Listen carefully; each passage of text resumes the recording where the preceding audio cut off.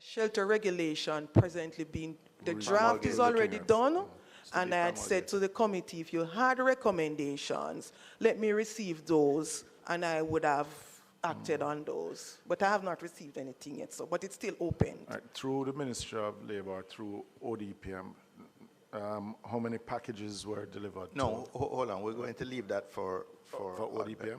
Yeah. Okay.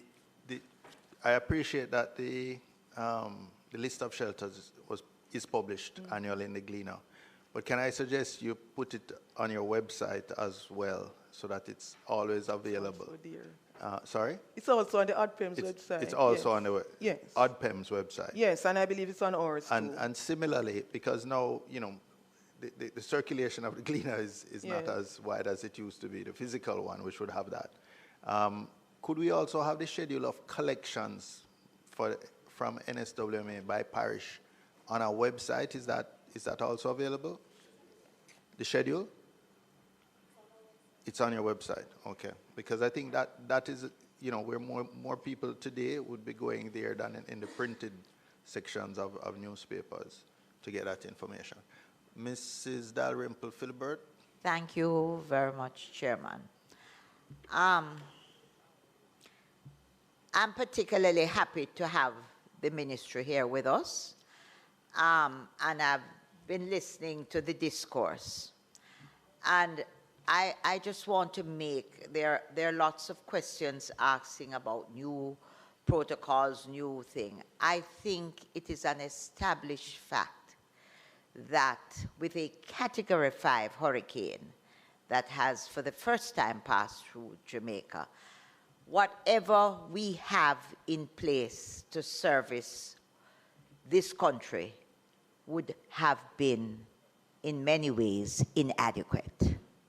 Our houses are properly built here, but with a Category 5 hurricane, we have had extra damage.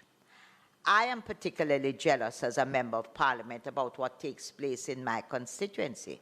And yes, we want garbage collection there. But I can tell you, after the hurricane, passage of Melissa, with the greatest of intentions, there is no garbage truck that could come to anywhere in South Trelawney because our roads were blocked in every way. We could hardly pass. So when you ask if there are going to be new protocols, there has to be, because it's a hurricane. And yes, garbage, I am particularly concerned because leptospirosis is a real thing, and we have had persons who have died from leptospirosis in South Trelawney as well. But not since the hurricane, but generally over the years. But the fact is, as members of Parliament, and I say it every day, you know that sometimes the garbage truck, which I call when we need it, comes to pick up. And our own people, they just fling down the garbage out on the road. We also, as citizens, have to help to make our people recognize that they have to put the garbage in a particular place and they have to store it. You can't just fling it down and expect it to just be picked up and then you complain. And when you talk about shelters, remember that no shelter opens unless your mayor signs off on it. Therefore, when you talk about a shelter being inadequate, yes, but then your mayor in your area has a duty to advise and to say what the position is. So that while I understand fully, and I expect, and I have heard that there are other trucks, and I'm welcoming that, I'm just saying, even as we have this meeting, and things from the meeting go out to the public, it is, in my view, not totally fair to say garbage not collecting, leptospirosis going to kill off people, the trucks not coming through, there's more garbage, because under Melissa, the garbage that we have is 50 times more than what it usually is. My own place, yes, that is what is coming across. And I'm saying to you, when we're looking at the operations, we all want, I want it for South. Everybody knows I'm jealous about South. But we have to be careful at how we approach it and what goes out to the public. That is my concern. Thank you. Mr. Williams? Good morning, Mr. Chair. I just wanted, I've listened to a lot of news releases from the NSWMA, and I just want to say that I've never gotten the impression from any of those reports or news release that the NSWMA has not been, very clear and honest with respect to the garbage collection and their ability to collect garbage across the country. They have always been very clear that there is the issue of the number of trucks. There's a deficiency in terms of the number of trucks, and that they have always also been provided us with information with respect to a schedule of procurement of trucks, and that they are working towards procuring the trucks requirement for efficient and effective garbage collection across the country. So I heard it being said as if the NSWMA, in its pronouncements and releases, have been kind of saying, things are okay and giving that impression. I've never gotten that from NSWMA. Well, so I just wanted to state that they have always been very clear in terms of the number of trucks and what they can do. And just finally, with respect to the shelters, and the Prime Minister provides leadership on this matter. I've heard the Prime Minister, and I think he has been very clear with respect to shelters and the future, and looking at shelters in the future, and that there will be a kind of a review of shelters and the structures that are used, and the kinds of structures that we will require into the future as we look at what we're experiencing now and what we're anticipating in the future with respect to hurricanes and other disasters. So with respect to shelters, I believe that the Most Honorable Prime Minister will speak to that with respect to the kinds of structures and the rigidity of the structures. Thank you. I have Mr. Hines, Ms. Burchell, Mr. Clark, and Ms. Lee in that order. Mr. Hines? Yes, thank you, Mr. Chairman. Just to the Permanent Secretary, I want to know who is responsible for resourcing the shelters during the hurricane times, meaning bedding, food, rehydration, toiletries, and all those stuff.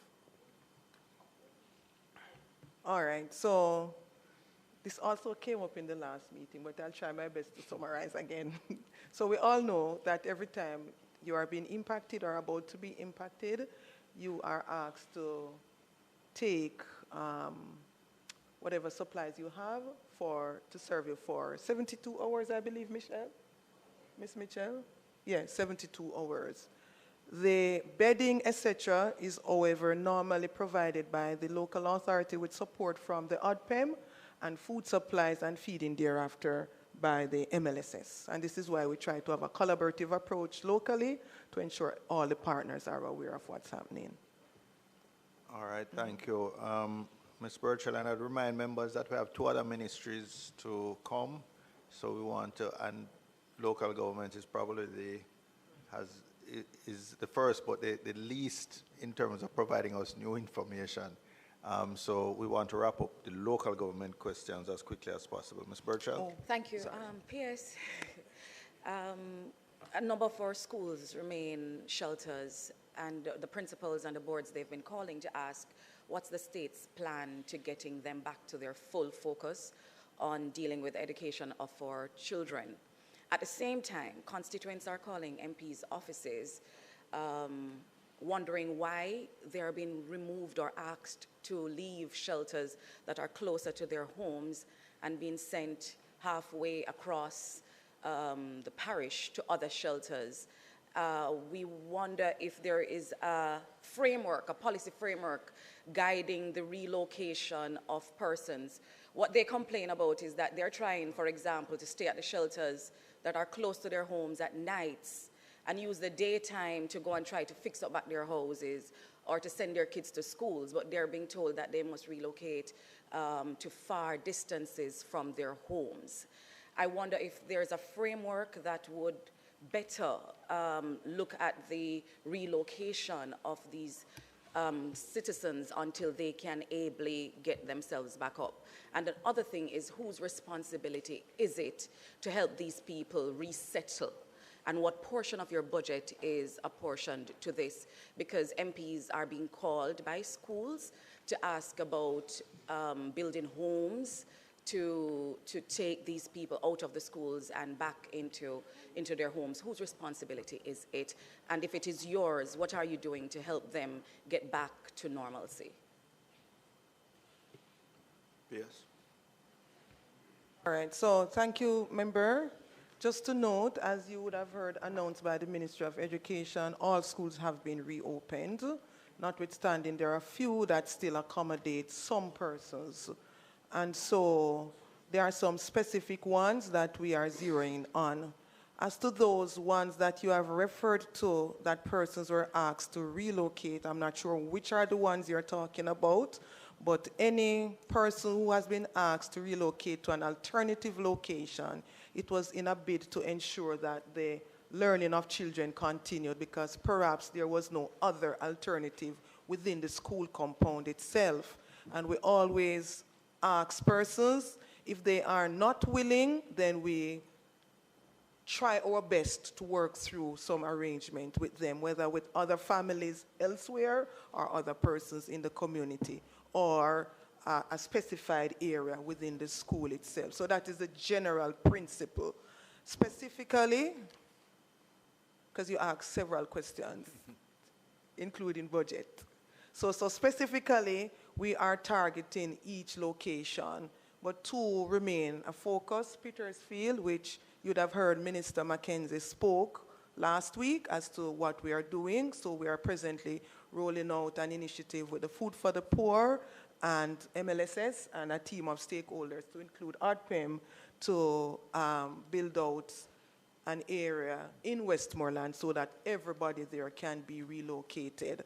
So as we speak, that MOU is being finalized so that we can move forward with it. And the persons have already been sensitized, land has already been cleared. With respect to St. Elizabeth, where I know we had asked persons to go to the Waterloo location, persons willingly went. So I did not get any feedback that persons had a challenge. So this is why, it's St. James you're speaking of specifically? South St. James in particular.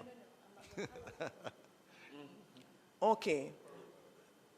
So I am sure the mayor, St. James, would have had the relevant consultations as well to ensure that persons were comfortable. And what I can say, the team in St. James has worked very hard, their own entity. Just bear with me a little, member. I have to give them little credit, you know. Because guess what? They lost their windows and doors and all of that, and they were out there in the middle of Melissa.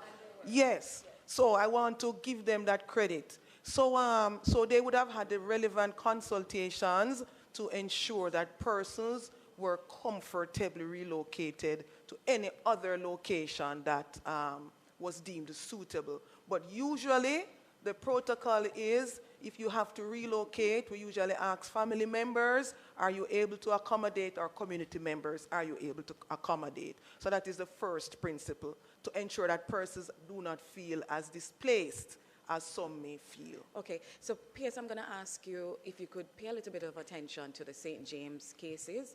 We have people from Cambridge, for example, who have been asked to relocate to Maroontown. That's 2 lifetimes away, you know, from their daily lives and their social and education for their children as well. I understand that the bigger projects will require a more concerted effort, and you are doing that, as you said, with Petersfield.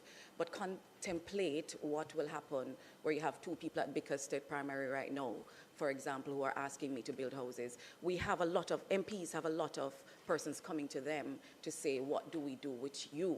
When I get those calls, do I call you? Will you be preparing homes for them to get out of the schools? Also, member, we are also part of a national team that will be looking on the dispensation of shelters nationally. So as we speak, a meeting is being organized with all our parish disaster coordinators and that relevant ministry, so that information, I'll ensure it gets into the team so that the representation can be made. But the CEO of St. James is here. I'm not sure if she would like to comment any further than what I have said.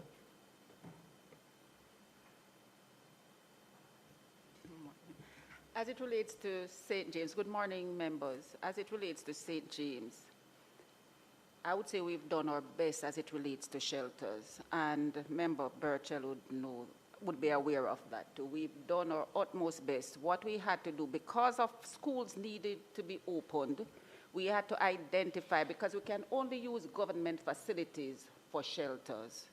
So we had to identify community centers that were in proper condition, having bathroom and all of that, to house persons.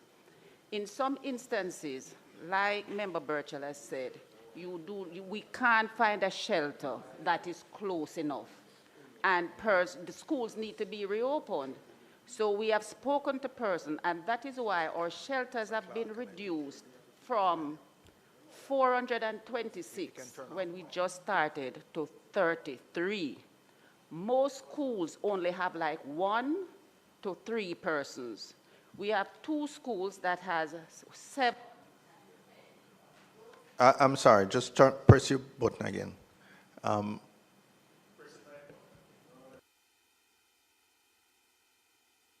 the green comes on. Oh. What I'm going to ask, a lot of members are pressing, and then when I turn on, every mic comes on over here. So once I've recognized you, I will take you in that order. You don't have to keep your green light on. Go ahead. I'm sorry for the interruption. No, so I'm saying that we have done our best where shelters are concerned. And as I was saying, Member Burchell is also aware that we have done our utmost best, and we try to place persons as close to their communities as possible where the shelters are available. Because we can only place them in government facilities, and so we look for the best government facilities, meaning bathroom and all of that, to place them in. And we are in constant contact. We visit the shelters regularly, and so we know what is happening in the shelters. We know where they are. We know who are there. So, for example, one of the shelters that has 10 persons, 6 of them are children, and we are aware, and we've sent our poor relief officers to check on those children to make sure what is happening, to make sure they're going to school and all of that. So we know what is happening as it relates to our shelters, but we can only place them in what is available. Thank you. Is Mr. Clark? Thank you very much, Mr. Chairman. When we look at the situation as it is, we have to give Caesar what is due to Caesar, all when Caesar bad. The Category 5 hurricane that went last year, late last year, is no ordinary. And the situation becomes a domino effect. So JPS, for example, has all the lines and poles. And once they are down, our roads are blocked. For instance, for example, St. James, we would have parked the solid waste truck at a central location. At a central location, and they were flooded out. And so solid waste had a situation that just couldn't be dealt with at the time. And so they had to ask other neighboring parish for assistance. Now we can understand, and the same thing that was said by Member Phillips, We experience just the same. Trucks are not able to go into the communities, and so the pileup of garbage would have taken place over a period of time. But I can assure you, from where I stand, as a member of parliament, solid waste has been doing a very excellent job to get up, but they will not get to everybody at the same time. Do you have a question? I didn't say I was asking a question. Oh, you're making... I didn't say I was asking a question. I am a member, so I can also agree and confirm. And so for my unlearned colleagues, they need to learn. So listen a little bit more, and you will learn a little bit more. All right, thank you. Yeah, I understand. Ms. Lee? Thank you, Chairman. So, PS, first let me, if I'm permitted, to commend the team, the ministry, for the work that they would have done through the municipal corporations to reach out to the persons living on the streets with food and other supplies after the passing of the hurricane and so on. But question though, can you just give us an overview in terms of what is happening now as it relates to the infirmaries? Can you confirm to us that all utilities have been restored, and in terms of those that have been damaged, what is the current update? Okay, thank you, members. So Ms. Trika Lewis, who is sitting directly behind me, she will be able to respond and maybe give a further update. Thank you, Ms. Lewis. Good morning, members. We would have had 4 facilities that suffered major damage. To date, we have been able to restore the St. Elizabeth Infirmary, the St. Anne Infirmary. We are currently working on a full relocation of the residents of the Trelawney Infirmary. And the Westmoreland Infirmary, one of the wards suffered some amount of damage, and we have already provided the funds to be able to repair that male ward. Thank you. And a final question for the ministry from Mr. Crawford. Thank you, Chairman. I want to start with the NSWMA. You indicated earlier that we had 191 trucks available to us. Is that in the affected parishes, or that's nationally?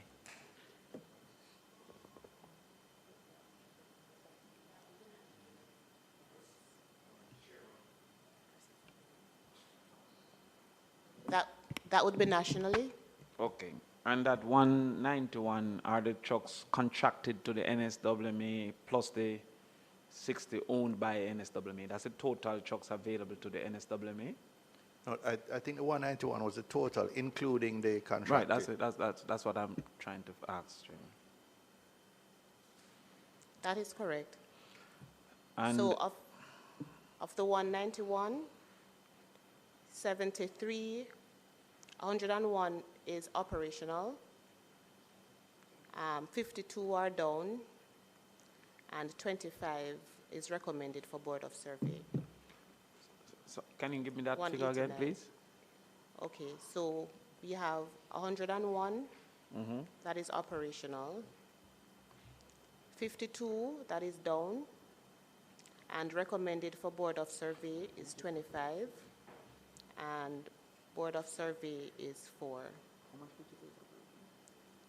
So that is a total of 189 for the regions. So these, if I'm just doing a quick addition, this doesn't seem to include the 191 doesn't seem to include the contractors, or all the contractors. The supplementary units are 75. And that's contractors. The numbers I'm giving you now is as of today. The one I gave you before was right. So that I'm giving you as of today.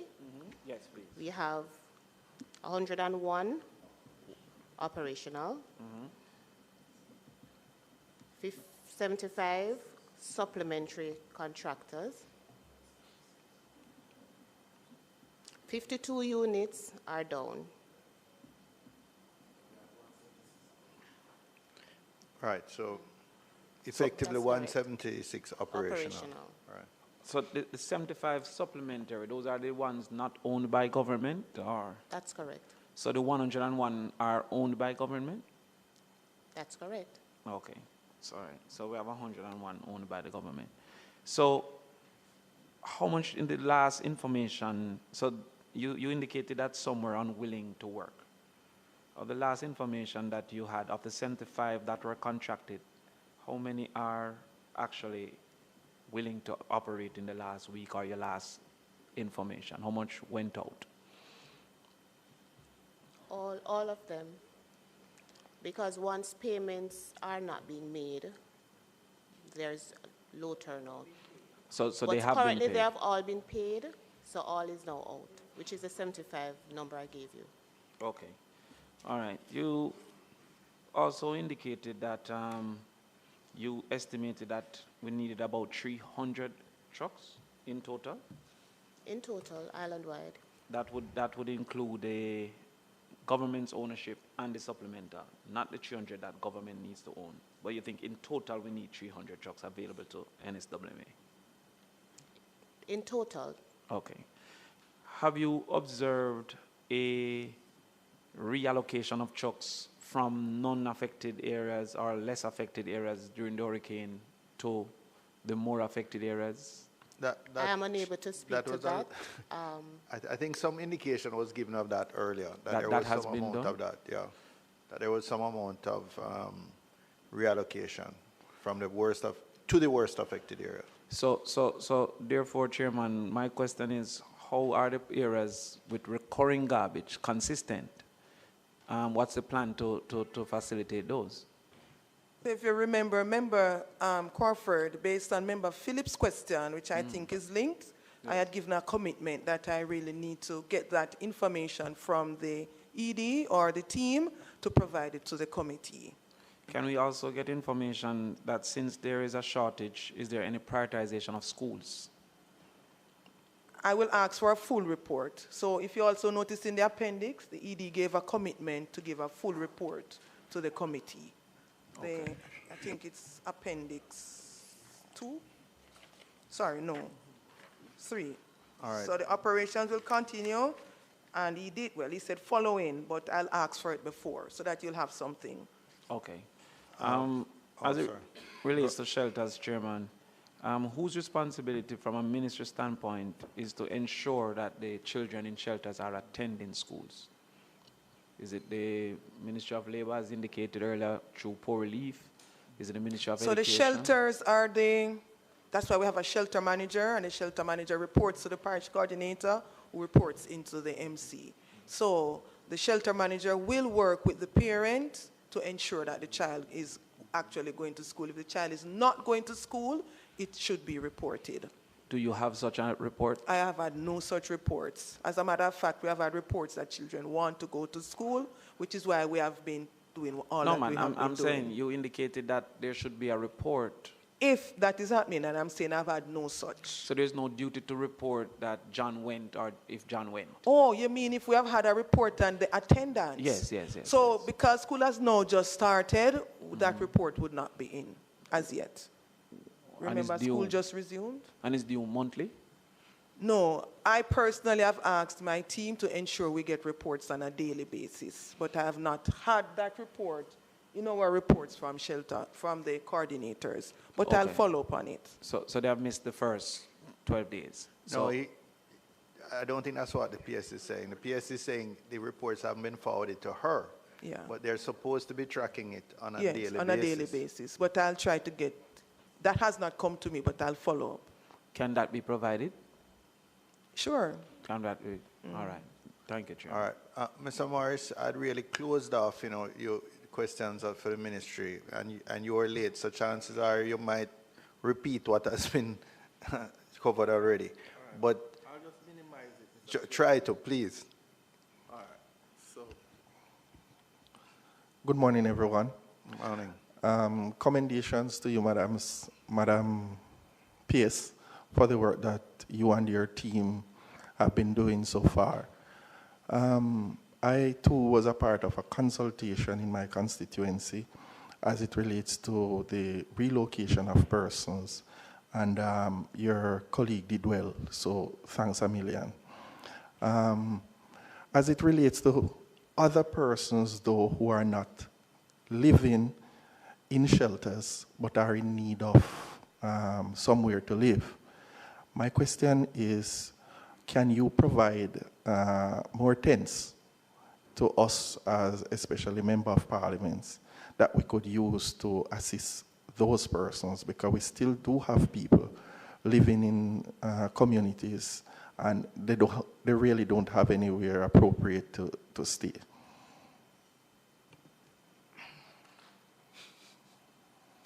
I want to be cautious with my comments because tents might not necessarily be deemed the best solution.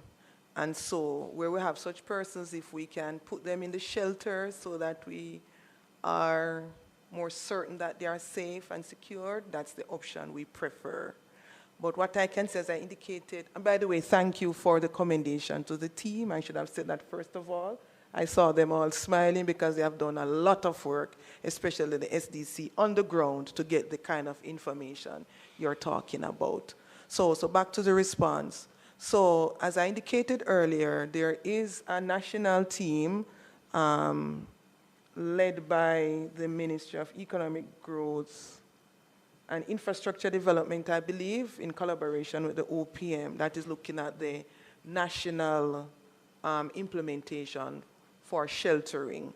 And we are a part of that team, and any information we pick up from the parish coordinators are, in fact, as committed to member from St. James to provide that information to that national team. That meeting is scheduled, I believe, for this week. Thank you. Or by the end of this week. Thank you very much, PS, and thank you to your team, and you're welcome to stay. But we are time constrained, so I'm quickly moving on to the Office of the Prime Minister, since they will have the best overview of the recovery efforts, as ODPEM is a principal agency, and a lot of the other ministries are within the Office of the Prime Minister, or the agencies that are dealing with it. So thank you, PS, and I look forward to the promised follow-up, the additional information. You always keep your promises. All right, thank you.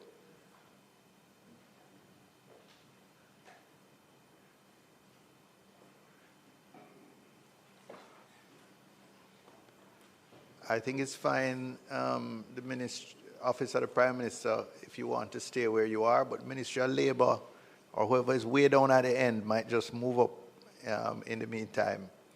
So, Ms. Murray, I'm going to put you on the spot now. Just ask the members who are officials who are leaving to do so quickly for me, so we can continue.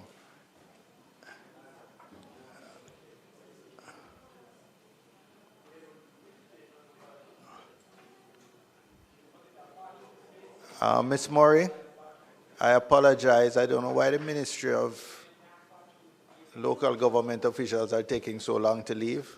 They're clearly enjoying their time at the at the PAAC. So could you just open with a 3 to 5 minute overview on the status of the recovery efforts before we move to questions? Members, please settle down, settle down.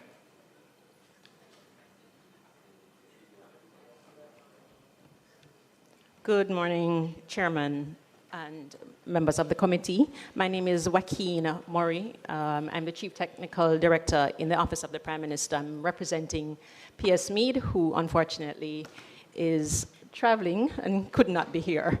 With me also, members, Chair and members, are representatives from the Office of the Prime Minister, Colonel Murphy Price, and our agencies, the ODPEM, represented by Commander Gale, and his team members, Ms. Michelle Edwards and Mr.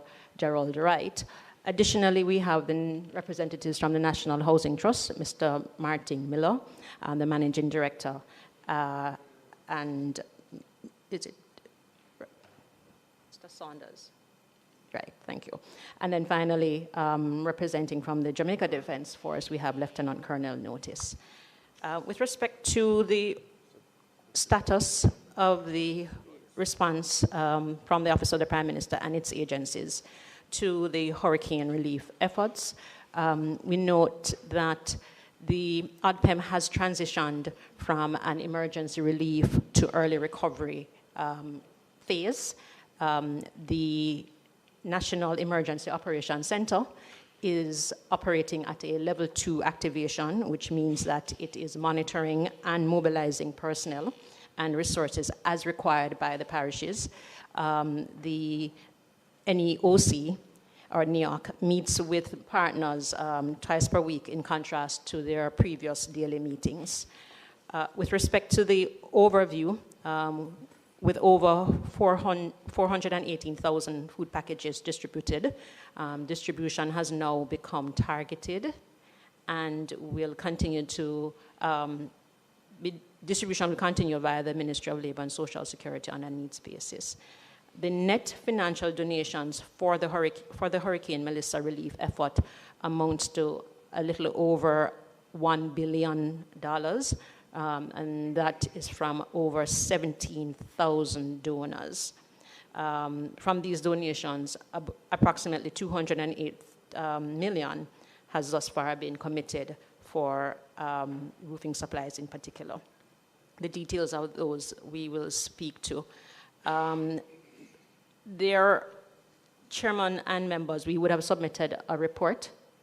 Some of the matters would have been addressed by the Ministry of Local Government, specifically as it relates to shelters. And we are prepared to field any question that the committee may have as it relates to the report and any other question, of course. Thank you. I have no questions. Members? Mr. Newell? Thank you, Chairman. And I feel compelled to, well, first thank the members of OPM and the team for coming here today, but also the questions we asked at committee, and it's more in response to some of the conversations earlier, is really just to give us and to give the public a better understanding of what is happening in terms of the spend and the process to recovery. I have a few questions. So, one, I'm noting now that we have started spending from the donations received for the hurricane, that were made to ODPEM in response to Hurricane Melissa. I'm seeing $208 million has been thus far spent on roofing supplies.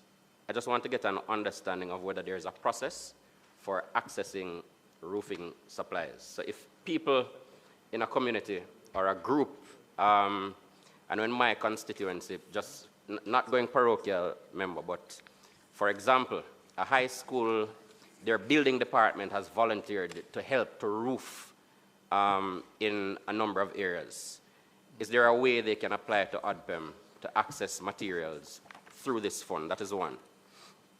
Second, I note that a further $183 million has been committed from the contingencies fund for food hampers from the report.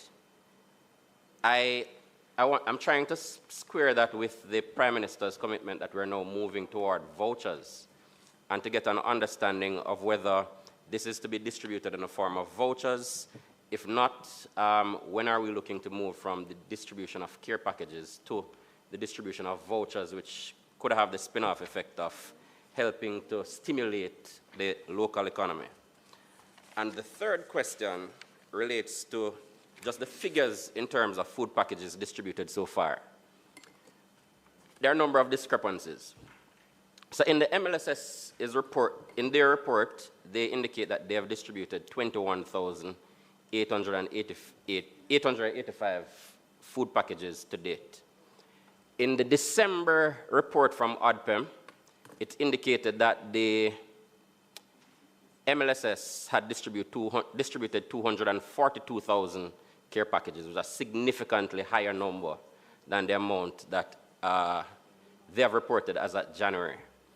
And I'm also looking in your current report, even though it amalgamates the numbers from JDF and MLSS, Ministry of Labor and Social Security, it still looks significantly higher than the numbers indicated by MLSS in their reports. I just want to get an understanding of whether, what are we missing in terms of us reconciling and that gap being so large.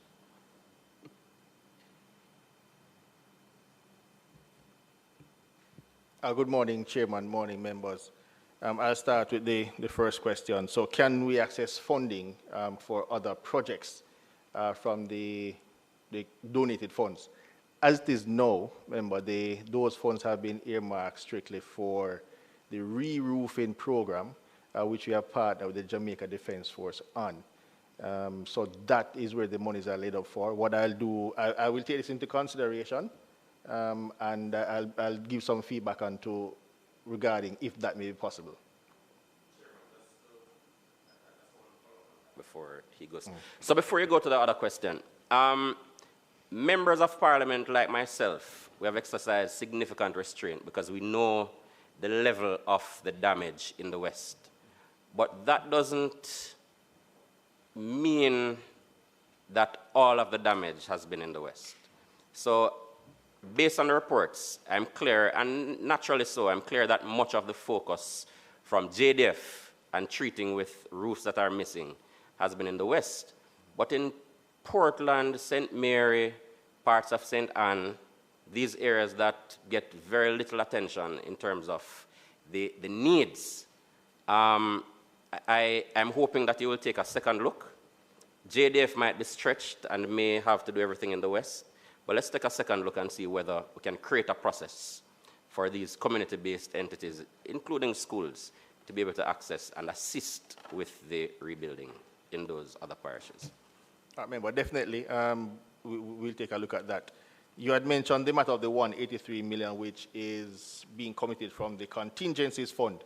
So there are some procurement processes which have been underway and are to be concluded, and this is where that $180 million is from. It includes matters already delivered and for us to commit the final payments, and also prospecting based on the uptake from MLSS and their targeted deliveries, what we expect, because there will be still some persons who will need to be getting the targeted deliveries. But out of these commitments already made on the 183 have been received and for the contracts to be closed out.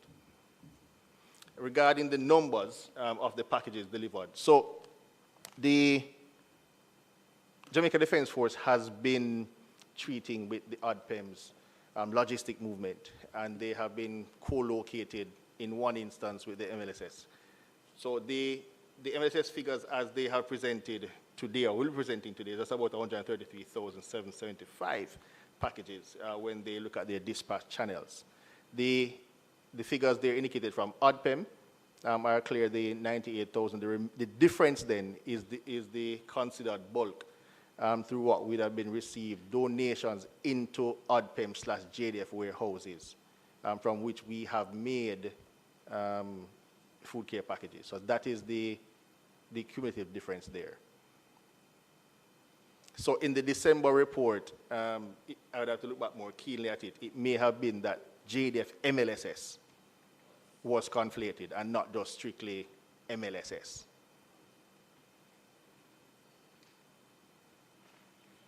Yeah. Did you have all your questions answered? Okay. All right, Mr. Phillips and then Ms. Birchall. Quickly, ODPM. In your report, page 2, of South Prime Minister, the Melissa relief effort, you said that the ODPM received about $1 billion worth of disaster relief material. Now, is this Page 2F, net financial donations for Hurricane Melissa relief effort received by the Office of Disaster Preparedness. It's my understanding that would this be net of what other persons brought in through ODPM? So this is our accumulative account for donations. So there are some bank accounts which you can do direct transfers, and also the Support Jamaica website. Okay, yeah. Ms. Burchell. Thank you. Commander, perhaps this is for you or Mrs. Murray.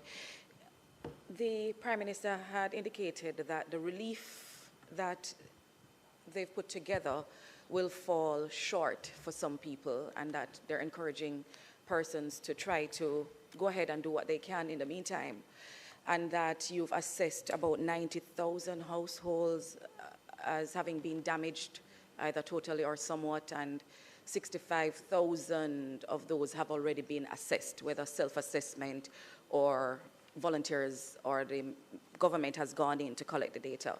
My question is, for those constituencies that are not even 20% of those who've lost homes, they have not yet been added to your system, what measures will you help us to implement to get the data collected so that they can factor into this relief project?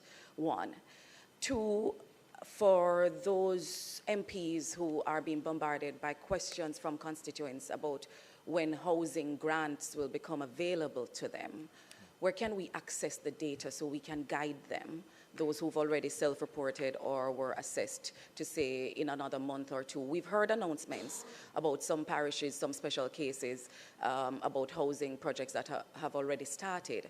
But where can other MPs tap into that plan, whether through the NEOC or elsewhere, so we can guide our people? They can know that within a month you might hear something from the government about your housing development. Because I want it to be clear to all constituents that MPs are not responsible for the rebuilding or the assistance for the full rebuild of their homes that have been damaged. And so we want the data to get that to them. Thank you. Morning again, member. Thanks for the question. The project to complete the assessments, I would rather defer to my colleagues at the MLSS, because they are the ones treating with that, and we are assisting them in getting that underway. The current figures for the assessments I don't have in hand, but I do believe we might be targeting, they'll speak to it, they'll be targeting that. And also, as it concerns the rebuild, the phase of it, I'll also defer to my colleagues at MLSS. For efficiency, since we have the MLSS right here, rather than wait for us to get to them, anybody wishes to just respond to the question? Or the data collection? You want to repeat the question for MLSS? Where can we get the data? Where can MPs get the data to say how many persons have been entered into your system as needing housing support to rebuild after Hurricane Melissa? And where can they be updated on when housing support will become available to them? Good morning. Sorry. Good morning. Morning. All right. So in terms of the assessments, the Ministry of Labour and Social Security is directly responsible for that. And we have our social workers on the ground. We also have bolstered the team. We have over 700 volunteers that are assisting the Ministry of Labour and Social Security. Those volunteers would have been trained utilizing what we called the JH Diner form and methodology, which is the Jamaica Household Damage Impact Needs Assessment. And so we would have gotten information from some of the MPs, for example, in terms of where there are areas that are not yet covered, and we have been ramping up the teams to get that information. So in terms of the numbers, we actually have almost 70,000 assessments that have been done to date. We have it disaggregated. We have it disaggregated by parish. In the information I provided to the House, that would have been at January 9. But you're interested in what? Saints, or on a constituency basis, or we will have to mine that data, but we have it on a parish basis for sure. No, we have presented it. We have presented it here on a parish basis, but we can provide it from the constituency basis to you all, and by communities as well. Okay. But in addition to that, when you were last here, I think the Ministry of Housing was here as well then. I'm not sure if they're here today. But there was a concern about a duplication and persons, being able to call on more than one agency and game the system, so to speak. And I think we had been assured that there would be some There is no sharing. duplication. We actually have a collaborative approach. So you'll have persons from the SDC, Poor Relief Department, the ODPEM, the Council, and other Jamaica Red Cross, and other volunteer groups that are all part of feeding one database. All feeding into one database. And also that database, as relief is provided to individual names on that or beneficiaries, that is also noted. Okay, so we have not yet started the support in terms of cash grants, if that's what you're saying? No, you haven't started it, but the Ministry of Housing, they have started. So I'm just saying, you need to understand. So we would provide the information to the entities from the database. All right. And they will report back to the ministry. All right. When we reach your ministry substantially, but there's some more questions we have on that. It was Mr. Williams. Thanks, Mr. Chairman, to the team from OPM. I know the JDF has been engaged in roofing repairs, right? And in some cases, they have been engaged with other bilateral partners.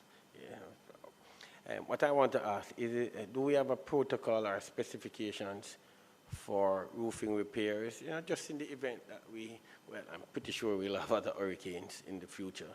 But is there a protocol or specifications for roofing repairs? Member, yes, there is. I will admit the nomenclature eludes me now, but the JDF and their partners are building to the correct specifications as agreed. Yes. I think there's two types of repair. There's a sort of emergency, just to kind of put back a cover over persons' heads, versus the sort of more permanent solutions. I think you would be speaking to the more permanent solutions, Commander. So we're speaking now to what we're doing. We're doing them to the standard to ensure that once we put the roofs on, they That's will... That's a permanent solution, rather than just getting a shelter over, taking the rain off of people, so to speak. Indeed. Right. These are permanent solutions that we're treating with. Thank you. Any other questions for OPM?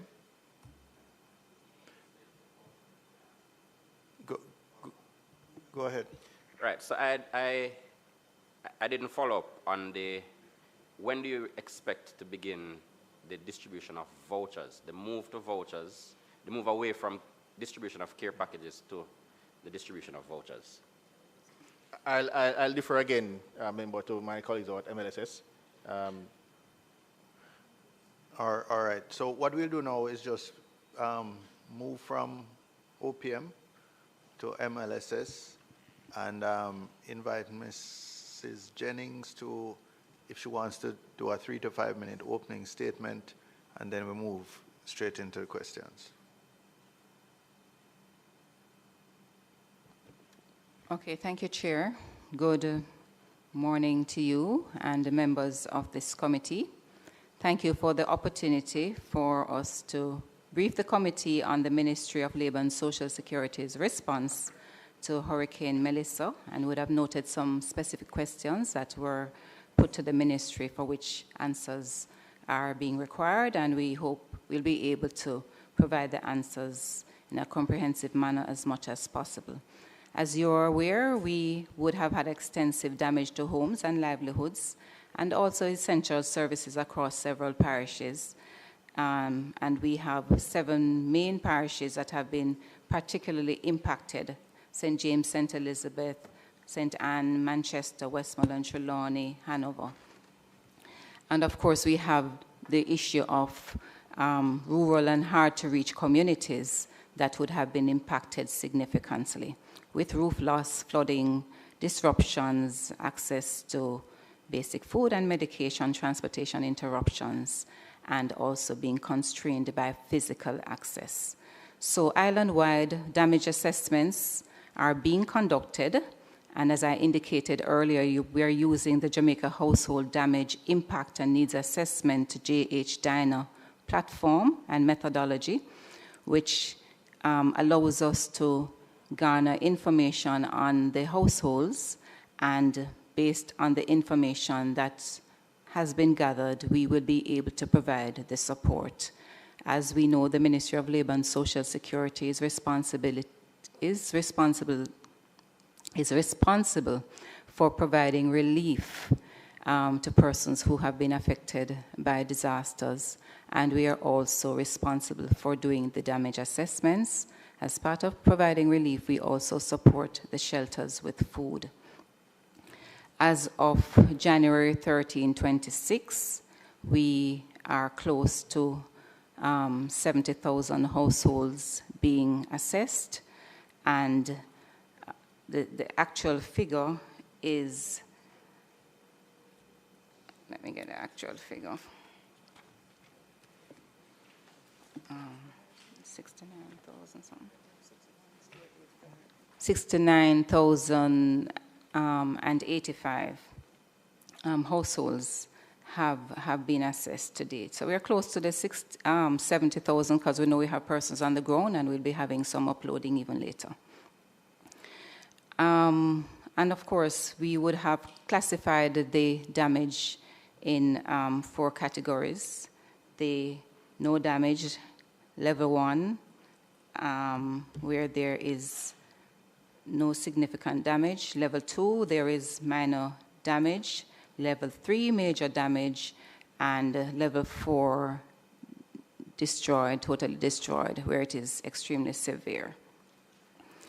All right, so in terms of food security, we have prioritized immediate humanitarian response to persons who would have been affected, and as we had indicated in our last appearance here, that we would have done some pre-positioning and have some rapid mobilization of resources that would allow us to provide the support to different persons. And we would have utilized a multi-channel approach. We had the ministry providing the direct support to persons, and we would have bolstered that with the support of the Jamaica Defense Force, and we also had other government partners, and we also had persons from the humanitarian group, other actors such as the Jamaica Red Cross, the Food for the Poor, the World Food Program, the World Central Kitchens, and others. We would have procured food item in the amount of 228.3 million, and this comprised 52 million after the hurricane and 52 million for pre-positioning, that's before the hurricane, and 176.3 million post-hurricane expenditure. So we have this coordinated approach will assist us in providing the support. And at this time, we want to register our thanks to our team members on the ground, our social workers who have been working extremely hard, and they have also been battling the weather. We have been impacted by rains for at least 4 or 5 days in some areas, but they still go out to provide the service, but of course that would have hampered our targets. So we would be utilizing the targets that have been given to us by the ODPEM, where there is deemed to be at least 90,000 homes that have been damaged, and that would include damage in different categories. And we are now at 70,000, as I had indicated. We were getting differing estimates of the number of homes that were damaged. I think we were up in 150,000 region at one point. Is it that your 90,000 now is a more reliable figure? Is this something in consultation with with ODPEM and the Ministry of Housing and so on that you have settled? Because it seems much less than what we had originally heard. Okay, so we can allow ODPEM to speak on that because yes, let me just ask made Commander that determination. Because this committee has been hearing fairly widely different figures. One point it was 190, then it was 150. Now it seems to be down to 90. Can you assist, Commander? Yes, Mr. Chair. So the original figures we had estimated based on the first survey was 90,000 for households. I believe the figure refers to the 150 having completed would have been, we assessed at 151,000 and some change. Buildings would have received some level of damage. So some of those could be shops, commercial entities and so on. So the 90, in terms of residential homes or households, yes, it's the 90,000 would be the yes, figure, the indeed. best figure. What I'll indicate, as I believe I saw to explain the last time, that assessment was done by satellite through AI technology, and there is some level of confidence in the matter, hence why it is important for us then to confirm the matters through the underground assessments which are ongoing. Okay, so we're now working with 90,000 as a better estimate, approximately 70,000 of which have already been inspected. Correct, Chair. Now, the ministry, well, I just give you my personal example to illustrate what happens. For example, I think my office collected in the region of 300 and odd, I don't remember the exact amount now, of houses that had been badly damaged, mostly roof. They lost their all or part of the roof. Mm-hmm. We submitted 100 of those to the Ministry of Housing, mm-hmm, and they have already received assistance in terms of building material. Mm-hmm. But the 270 or so net, mm-hmm, that have been submitted to the Ministry of Labor, they have heard nothing. Mm-hmm. And they are very frustrated because some of them had the same experience in Beryl and are now going through it again. And to be honest with you, some have said, we don't bother, if it's Ministry of Labor you send in, don't bother send them, because nothing is going to happen. They have no faith. And that is worse exacerbated by the housing people who have already been received their materials, their building materials. Hope is on the way, Chair. Sorry? Hope is on the way. I do hope. Well, that rather than just give us in a subjective way, or in a qualitative way, can you give us some kind of specifics in terms of what hope looks like? Is it February? Is it March? Right. Is it April? We understand the challenges, and you would have indicated that information would have been provided to get some support through another entity. And we know that information will be correlated with the data that we have on our system. Going forward, the information that has been provided by whichever entity, was it the Housing Ministry, it will be, we are sharing that data with them. So we are trying to reach as many persons as possible. tomorrow there will be a special launch of the program that will encompass the cash grants that will be provided to persons to enable them to do the repair of their roofs. Okay. So we'll hear more. I don't want to preempt the launch of the program, to which many persons would have been invited. That would impact the persons who were not addressed in the housing thing, but you have done the inspection and done the assessment. Correct. So that group yes, would be hearing will be accommodated. So that's part of the hope. Okay, that's part of the hope. Okay, Chair. And by the way, there's a lot of members have asked, and I think it would be very useful if these figures, the 70 and the 90,000, would be broken out by constituency. It would be very helpful to MPs to understand. Except no, not in terms of individual names. I'm talking about numbers. The numbers. Yes. So you want to know. We can provide that information, except that it keeps changing because we're adding. No, but at a point in time. A point in time, you know, if you gave it to us this week, it would be as at this week. Correct. But PS, you've been very promising. Like, for example, you promised me to tell me how many beneficiaries on path were in my constituency. Okay, but you said you were going to write me formally and No, I had already written the parish manager. And I said I was not aware, and you said you would forward that communication and the parish to me. manager was contacted the following day by the CTD to give the go-ahead, and I still have not received well, 6 I'm not weeks aware. or so later. I'm not aware, Chair, but we can correct that. So I hope when you promise us, you follow through on the data, because I think all we usually MPs do. would benefit. We usually do, Chair. We try our all best. right, and well, I will keep reminding you until we receive it. But I think that would be very helpful. The Ministry of Housing actually shared a, what would I call it, a map? Spatial map? Yeah, spatial map, which gave a very good indicator by, you could easily, knowing the area of your constituency, see where the damage was concentrated, etc.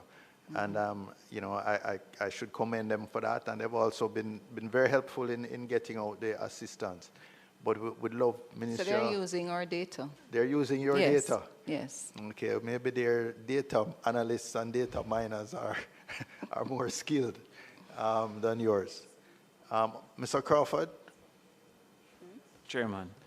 Well, Chairman, firstly, I want to start by thanking the Ministry of Labor, because since their last attendance, I personally have seen an improvement in the facilitation of the members of Parliament, or of me as a member of Parliament, and their personnel have been coming to meet with my team and going out asking for our list, and I am grateful for that, because we were all adamant that we felt left out initially, and since then I have not felt left out in the assessment.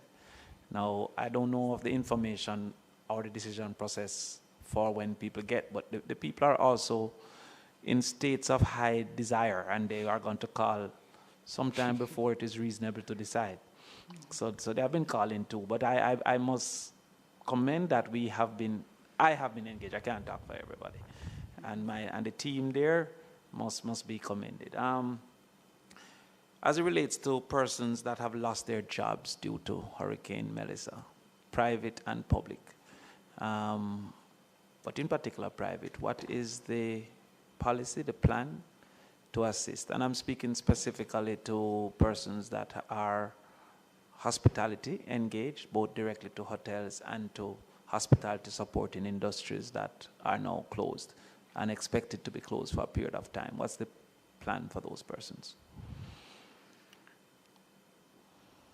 In terms of those persons who have lost jobs, we know we've been trying to assist persons, not necessarily those in the hotel sector, but those that have come to us in terms of rehabilitation grants that would enable them to maybe start a business or support them through other social intervention in the interim until, because we expect that will see some improvements later on in terms of the opening of the hotel sector in the short to medium term.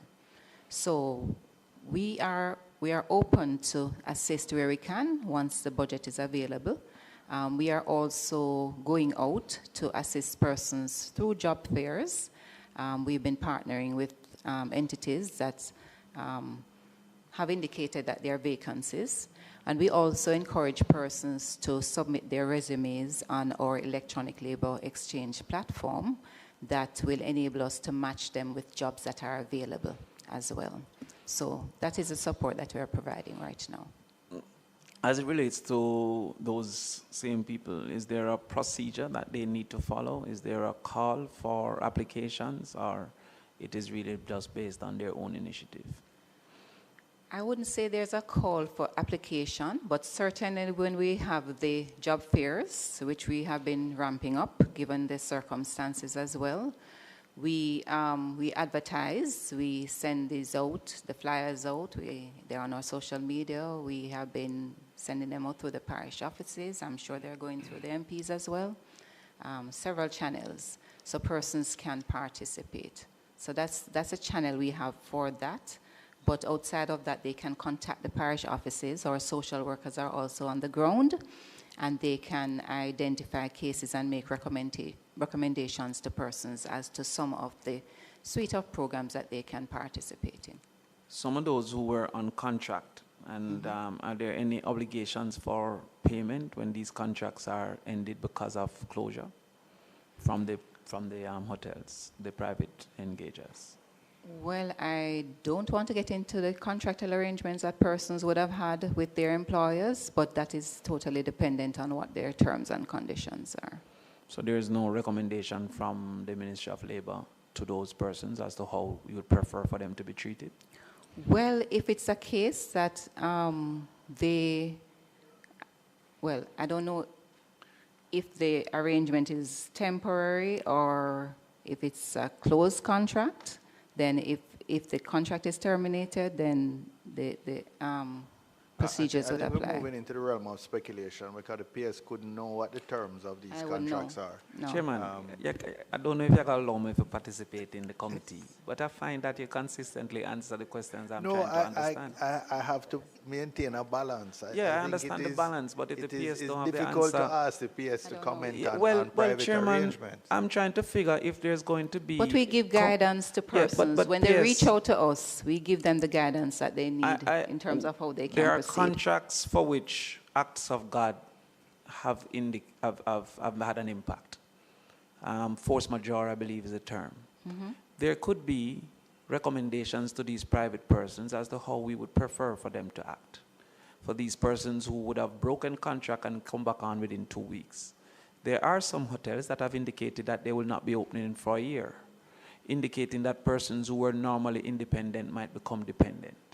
I'm trying to understand if the Ministry of Labor have engaged these particular persons, entities, with a recommendation of a preference for a treatment, or from a government standpoint with an implementation of a program for these persons. That's really what I'm trying to understand. And again, I would say it depends on what their contract terms are, but where they need the help, we are available to guide them in how they can move on from their contracts when they are terminated.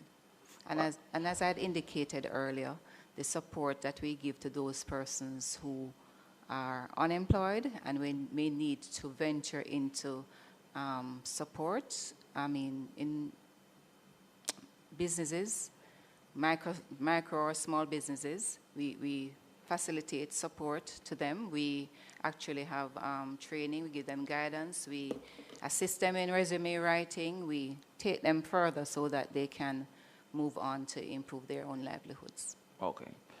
So additionally, we saw the supplemental didn't have an increase in the PATH program. Is there any consideration for persons who once wouldn't have been qualified but now having lost all their investments, their assets, may be in need of that support? Is there going to be a PATH intervention in the short term? We continue to register persons for the PATH program. And so where they meet the eligibility criteria, as you know, that's a household benefit. It's not just an individual. Yes. So when that household is assessed, if persons meet the criteria, then they can be included. So there's currently room in the budget for new persons? Yes, we have room in the budget to accommodate more persons on PATH, and we actually would have made a submission to the Ministry of Finance for persons who are on PATH, the elderly persons who can now move over into social pension, which would allow even more space to accommodate persons. So we do have room, and it's a continuous registration. What advice, therefore, would you give to Member of Parliaments? Can we host PATH sign-up programs, etc., for persons who might have been affected? Well, we would expect you to be giving us that information, where those persons are likely to meet the criteria. I mean, the hurricane would have disrupted the session. I did indicate we would have had with MPs on all our programs and, you know, eligibility criteria and so on. But we certainly will be having that at some other point in time. But we welcome the information, member. Final question. Some students would have lost their uniforms, books, and other necessities for school. Does social service have any program that those persons can be directed to? We have the emergency and social education and social intervention, where we provide emergency assistance for those persons. So once they provide that information to the social workers on the ground, we can utilize that information to provide the support. Would that include exam fees as well? No, we leave exam fees to the Ministry of Education. Okay. All right, thank you. You're welcome. I have a list, but just in a follow-up to Mr. Crawford, while you may not be able to hold the forum or the workshop that you had planned to for MPs, can't you put together a resource package? I was just gonna say we will collate the brochures and so on. MPs' offices, in a sense, already act as resource centers, a sort of first point of contact for a whole range of needs. Yes. So if you could share that, you know, an electronic Indeed, package. and we have most of that information on the website, and soon we will be launching our MLSS services booklet that you all will access. Okay, great. All right, Mr. Phillips, then Mr. Clark, and then Ms. Birchall.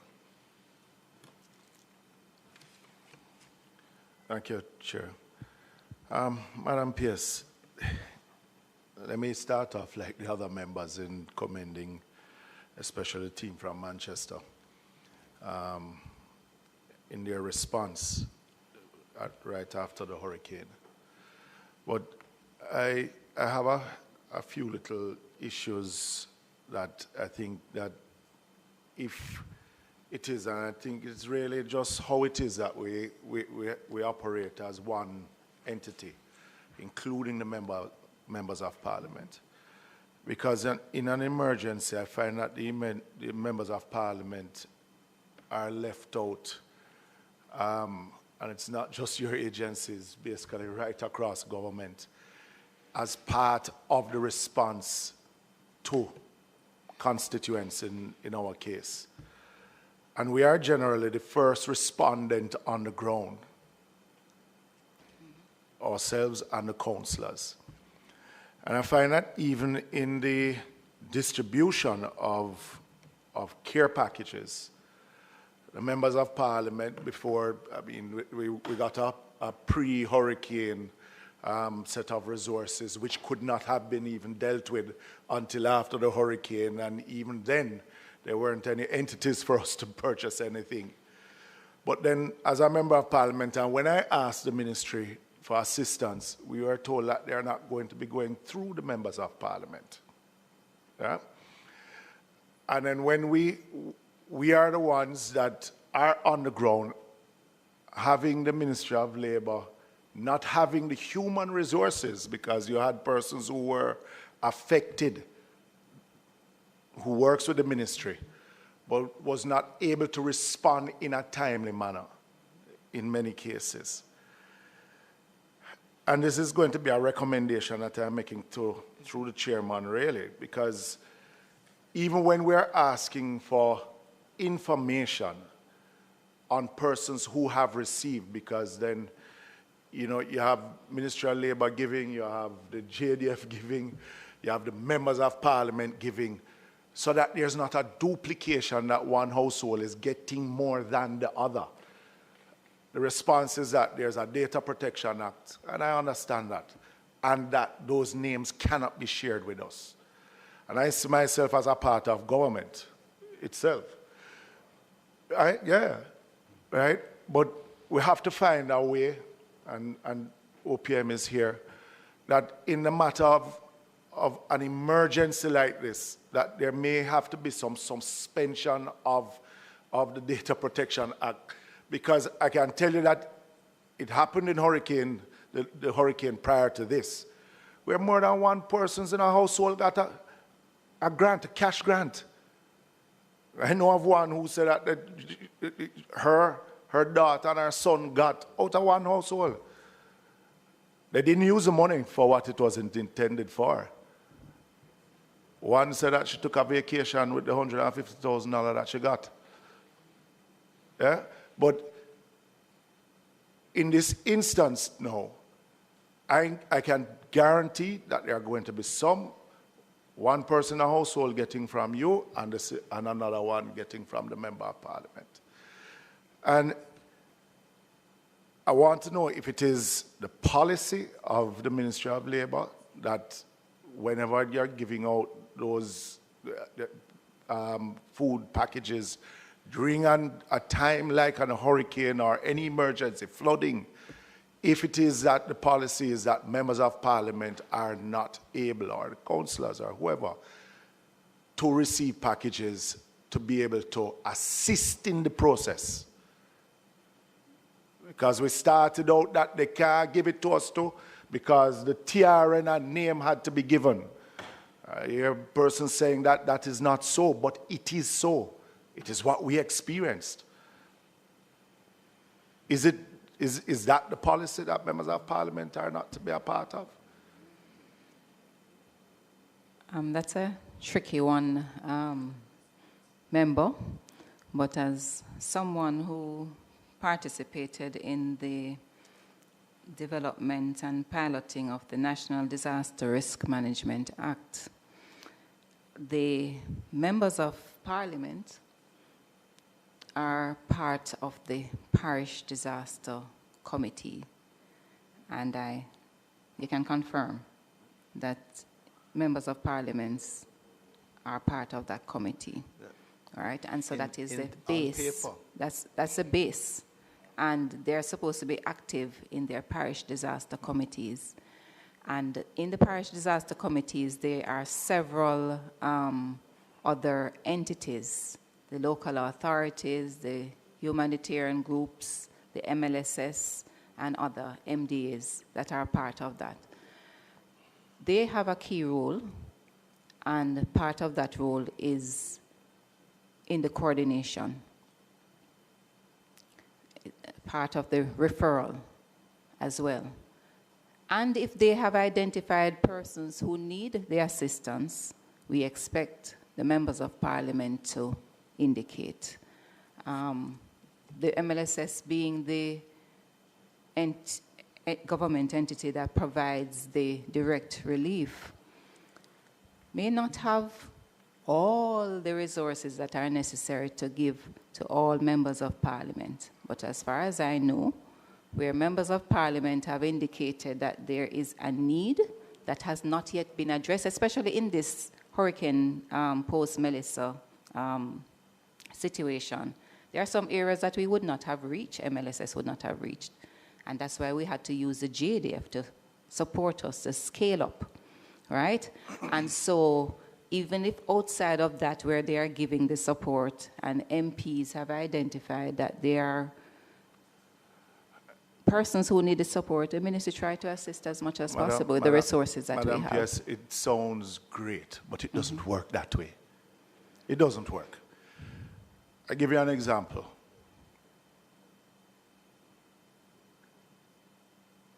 The section of my constituency that got the worst damage, I'm heading into that area. I have neither resources from central government, nothing to carry. I had to hire a vehicle. Thanks to Ministry of Labor, I got a couple mattresses. But then I could not get any food packages unless representatives from the Ministry of Labor was able to carry them. No, I'm just telling you what is the reality out there. You are saying one thing that we should be. Even when the JDF is coming into my own constituency, I was not notified. I could be a part of the advice of where to go because we have already gone to that area, so you need to go to another area. But where in all of that, I become enough, make me sometimes get to direct it other way. But where in all of this response is the member of parliament? Because we are generally hearing by the way and not being the first response. And the only time that you ask me for information is unless you can't get the information yourself. And that should not be our role only. I agree. But, and even post-Melissa, we've encouraged the ministry representatives to reach out to the MPs to say that we are in this area. And I know that has been happening. Sometimes the difficulty was with the connectivity, not reaching the MPs, or just trying to respond as quickly as possible based on the emergency and the need. I'm going to give you an example. The minister is coming to Northwest, border of Northwest and Northeast Manchester. Gave me a time to meet him in a particular community. When I drove into the community waiting on him, there was a helicopter on the ground offloading. When the minister told me he was bringing packages to give out, when I called the minister to ask him if he knew of, he didn't. Hold on. Now they're going to be distributing to persons within that community. That community kept on getting, and they kept on coming there for days, nearly a week, to that particular community, when there are others that have not gotten touched at all. It wasn't until week 2 that I was even asked any question. And it is because I said to them, don't come in here until you have a conversation, because we would have given, others would have given, and there are others that are not getting. The greater point that I'm making is that Melissa has taught us a lot of lessons. And it cannot be business as usual. And if we're going to be efficient, because the resources are not great, then we can't keep on doing things the same way for a different result. And I'm just asking that as the elected representative, that whenever you're going in, because there are too many duplications getting, some getting more than others, and some not getting at all. And when I talk about join up government, we're getting the resources from Ministry of Housing. They can't get cash, but they have to go to the hardware. While Ministry of Labor is giving While cash. Ministry of Labor is giving a cash grant. And those same people, when you don't share the name with me, may spend it, some may spend it on other things, but they turn up at my office for housing assistance. Well, on that point, member, the information that has been shared with the Ministry of Housing, where they would have provided a grant, they are to share that information with us. No. So we wouldn't have that duplication. No. The duplication is you give a cash grant. That's fine. Not to the same person that I give to. That person doesn't use a cash grant for the intended purpose, which happens. But then next month, that person turns up at MP Bunting's office asking for housing assistance. That's a duplication because you gave it for an intended purpose. I'm just saying we need to look at it differently if it is for the intended purpose, because you hold us MPs at a different rule, but you do a different one, which is what you're trying to avoid the MP from doing. Yeah? So I'm just saying, look at it differently. We have looked at it, and in going forward, as I said, tomorrow where they will have the launch of the program, more will be said in terms of the conditions that persons will have to meet in utilizing some of the cash grants that would be provided. But separately from the cash grants, PS, it seems that over time, we have evolved into a kind of hybrid model where in the immediate aftermath or at the time of the disaster, MPs, elected officials are in the, we can't sustain it because we don't have staff. I mean, we either have to fund it out of our own pockets or, get volunteers and so on, which you can sustain for the immediate recovery. And then you need to transition into a better resourced agency like SDC or so on. But I think this has sort of evolved in practice, but I don't think it's documented. So MPs sort of end up feeling in a only semi-legitimate role. Thank you very much. Well in terms of the operation, when I think we are really on the front line in the immediate aftermath. Some of us are out there even before the breeze stopped blowing. Yeah. So I think just in terms of, this is not a criticism, but as we go through these experiences more often, which is what we need to... Which is what we are looking at. As a matter of fact, some of the lessons we have learned in Beryl, we would have documented those, and we're just implementing when we were hit by Melissa. So Melissa has even taught us more, because then this is a category 5, which we have never had. And then the scale of response and the mechanisms and so forth certainly will have to be looked at going forward. So we appreciate that. And also with the time frame, I don't know if it is that you're waiting until you gather all the names for those who have been damaged, but the time frame in response, and I'm speaking on behalf of those who have been affected. It has been raining in Manchester possibly every week since the hurricane. And to expect those persons to still, and I mean, they went through the Christmas without any roofs. Even some that we are helping through what has been given to us or to our constituency, through Ministry of Housing. I mean, we had to recraft some of them because they just couldn't wait. Some took loans, some had to find some creative way. They go zinc bush. Yeah, because there was just nothing. And I think the response time, instead of us making these grand announcements and PR thing, get the people in a state that they can feel normal again. Because it is miserable out there when an individual, after months, still can't put a roof over his head or anything at all. Well made. I think we have to move on. We have two final questions from Mr. Clark and Ms. Burchell.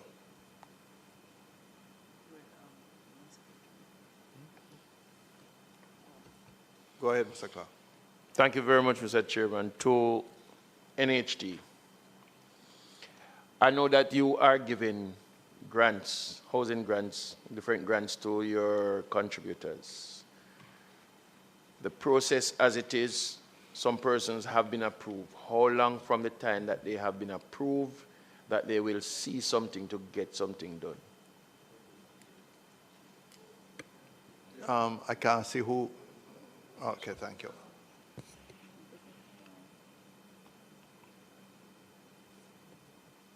Go ahead. Yes, Mr. Chairman and member. Could you speak up? Just put it. The Chairman and member Clark. And just to give you an overview, the last time we were here, we would have received 754 applications. Yesterday, we will receive 2,573 applications. Our total applications processed to date is just below 1,000, 995.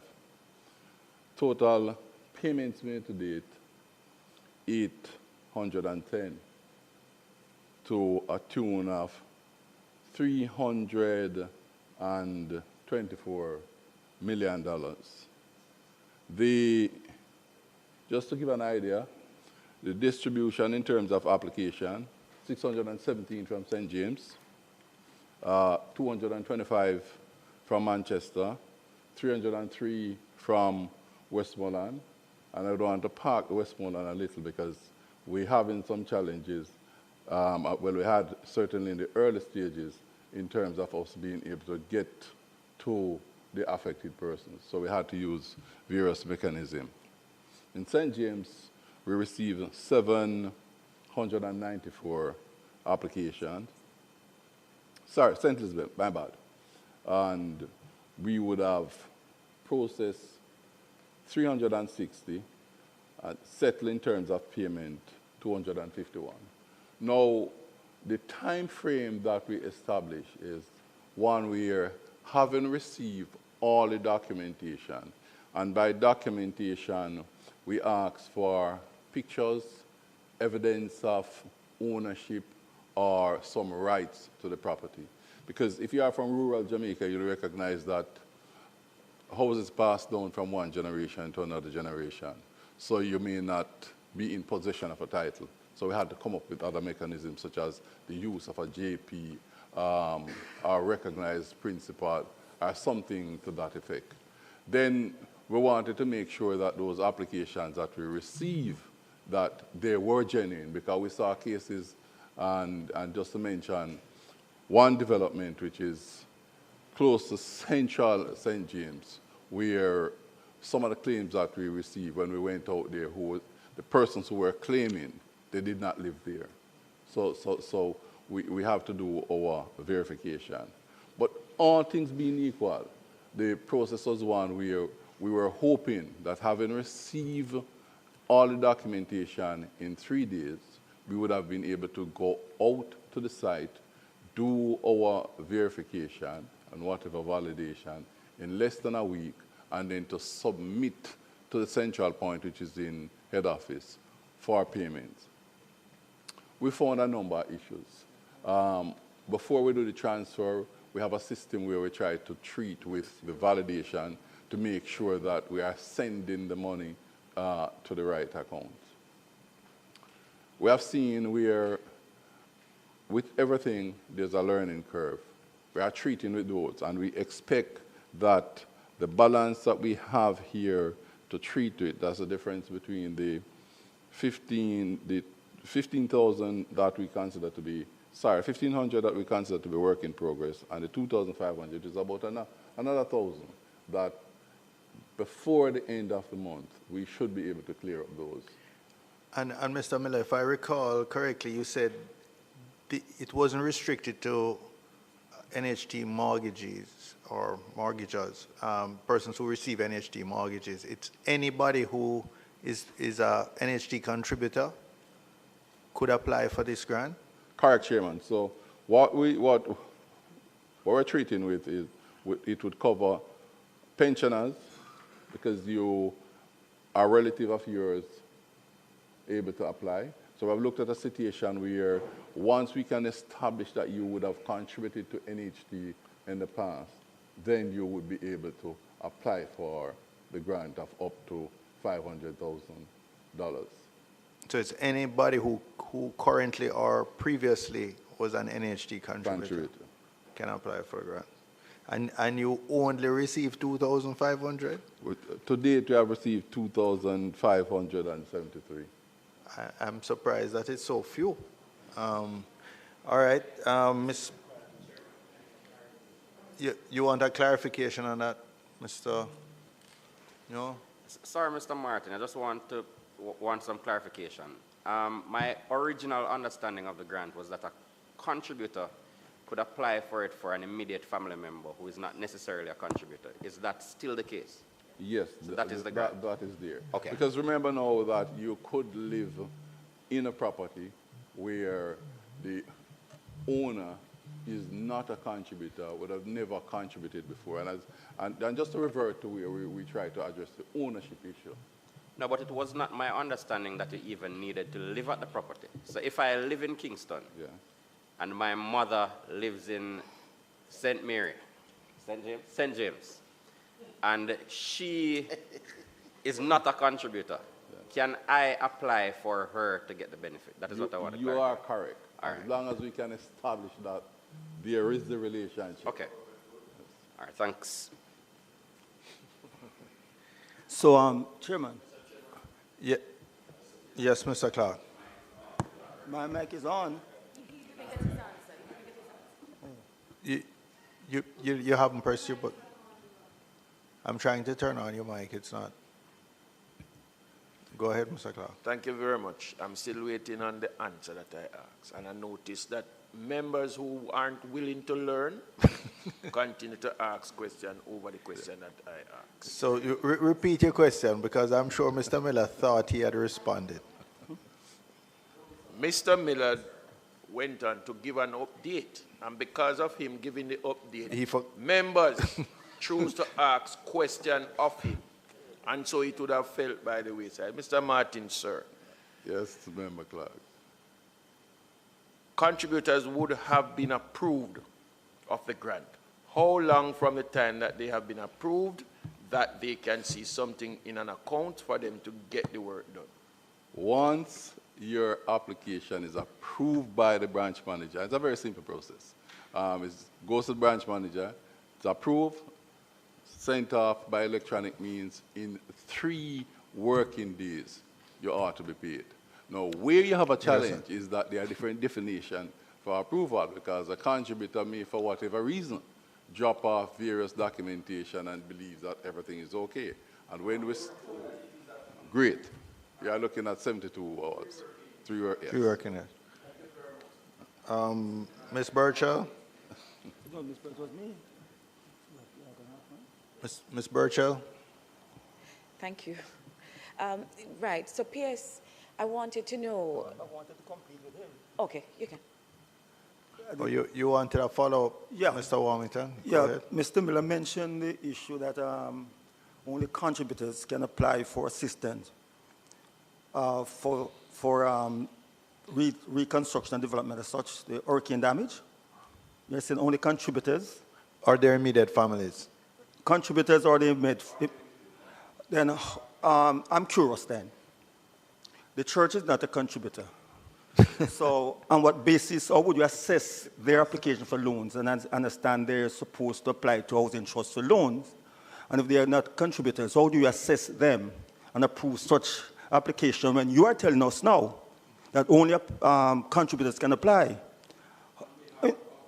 In what category? How do you assess that? And they're not contributors? Mr. Chairman, for many years now, we have operated what we refer to as an institutional loan. No. Mr. Miller, watch me. I'm not asking about what happens over the years. I ask a simple question in a relationship. If the churches are not contributors and housing trust was established to assist contributors, and you are saying only contributors are qualified to apply, I'm not interested in institutional loans that have been done over the years. I'm asking, how do you provide for them? They are not contributors when you just say contributors provided for. I am not aware, Mr. Chairman, of the specific case that the member is referring to. What we have in place is a facility that will allow, so you have churches that are a member of a larger umbrella. So, for example, take the Baptists. So the Baptists could apply for a loan, provide us with the necessary security. As we all know, they own a lot of land. We have found in the past. No, I'm not clear. Is that for residential development you're talking about, where they're acting as developers? Or it's for the church's own facilities? I think Mr. Warmington wants to know. Yes. In what capacity is the church benefiting if they are not a contributor and NHG was set up to serve contributors? It is not correct to say the church is not a contributor. No. Just a minute. Point of order. Correction.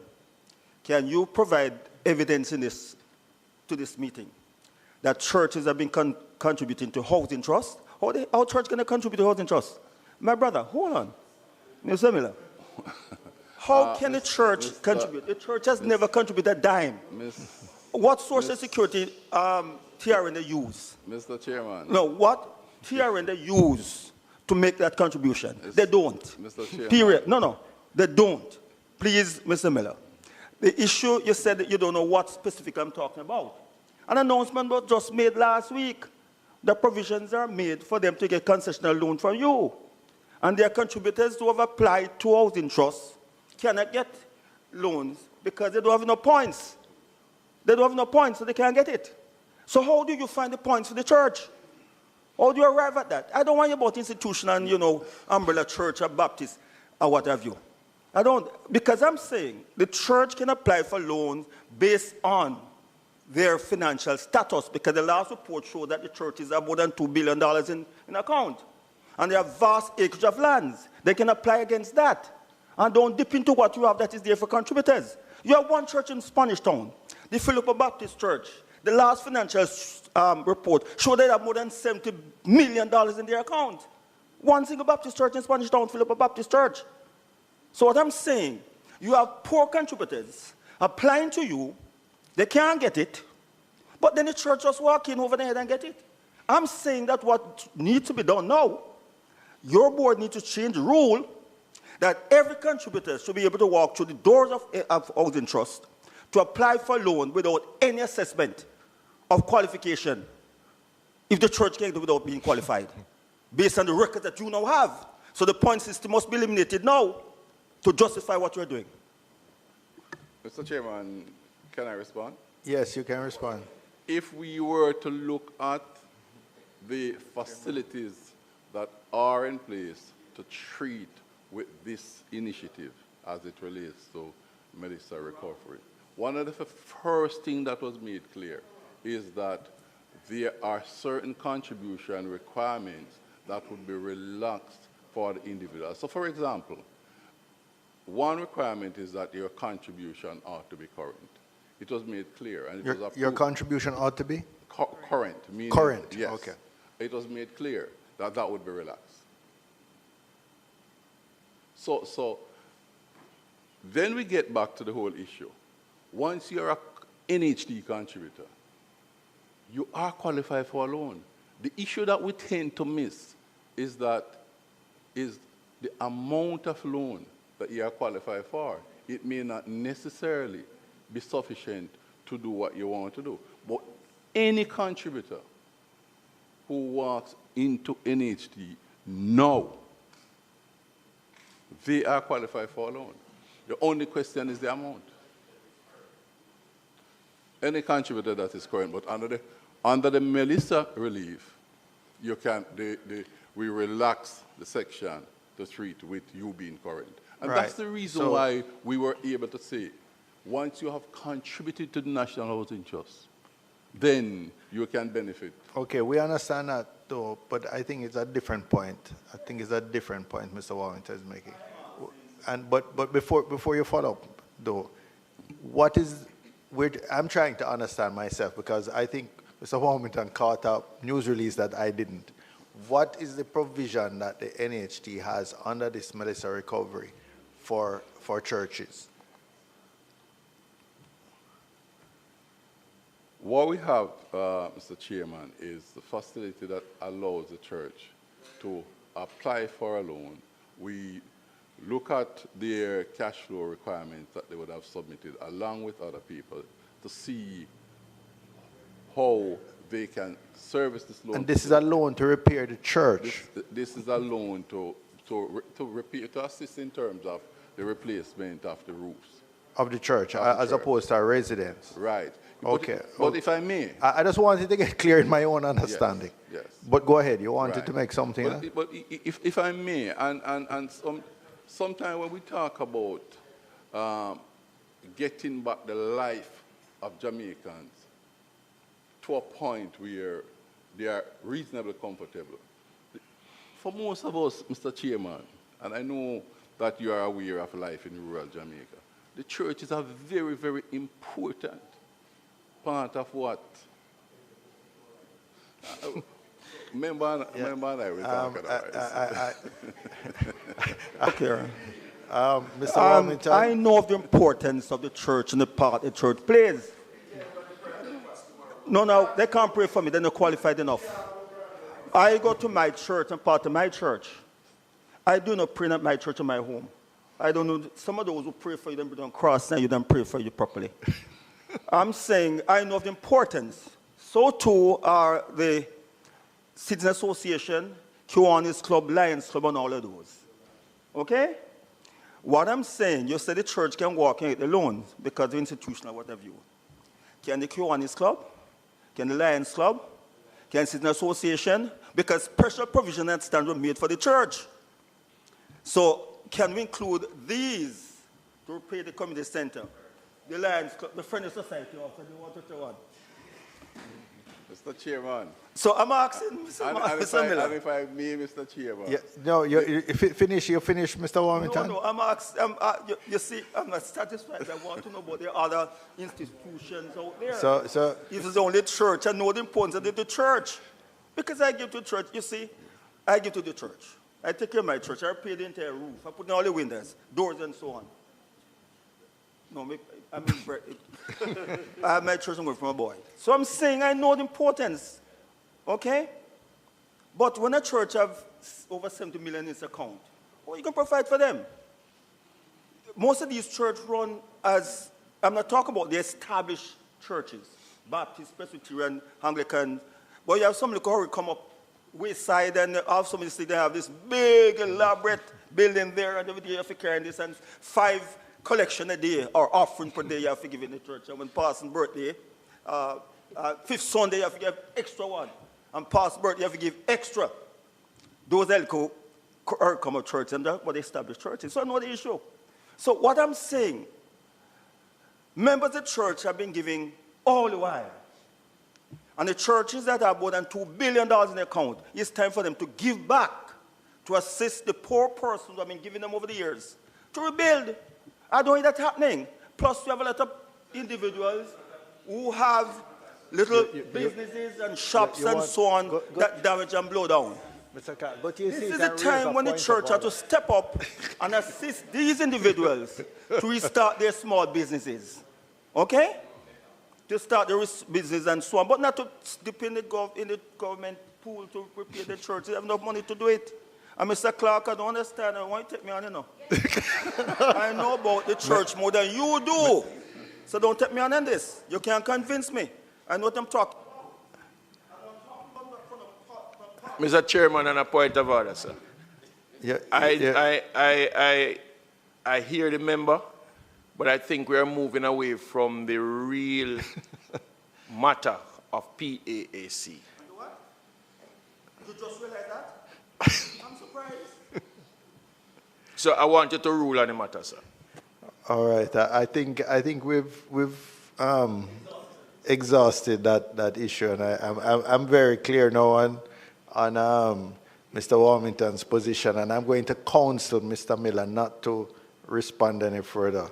All right, Ms. Birchall. Pierce, I just want one final message that we can take back to constituents. Where you are now, you're moving from relief to early recovery. I think that's what Commander Gale said. So we should not expect the usual JDF teams coming in with food packages and other relief supplies, and instead be focused on receiving vouchers. What format will those take? You're not leaving, Mr. Warmington. What format will those take? When can they start to expect these vouchers? And secondly, should they also be expecting housing support grants? What format will those take, and when should they expect it? I just want us to be clear what we are to communicate to our constituents at this time. All right. Please go ahead. We're going to be wrapping up now. I was aiming to finish by 1, so I think this will be the final question. Wait. I'm always overlooked, Mr. Chairman. All right. You will have the final. Okay, member, in terms of the information to your constituents, yes, we're moving from relief to recovery, and already the GADF team has scaled down, if not totally completed their assignments, and we will have food that we'll provide where the needs have been identified, but not the mass approach or the all that is there for everybody approach, no. So it's good, now that we have done all of that, when we're doing the assessments and we have identified persons who are still in need, we prioritize the most vulnerable, the persons with disabilities, the senior, the elderly, especially those living alone and the like. In terms of the payments, we are hoping to do that to start in January. And I said tomorrow we'll provide additional information. So your constituents will also be advised. Because the JH Diner... As part of the recovery program. The JH Diner did both the housing impact as well as the needs assessment. Yes, sir. Simultaneously. All right. All right. Yes, Mr. sir. Morris, you always have the last. A quick question for Mr. Miller. When is the deadline for the submission of applications for this very same grant? And if it is that it's very close around the corner, I would like to know if there's any plan to extend the deadline so as to facilitate more persons out there who could benefit from this grant.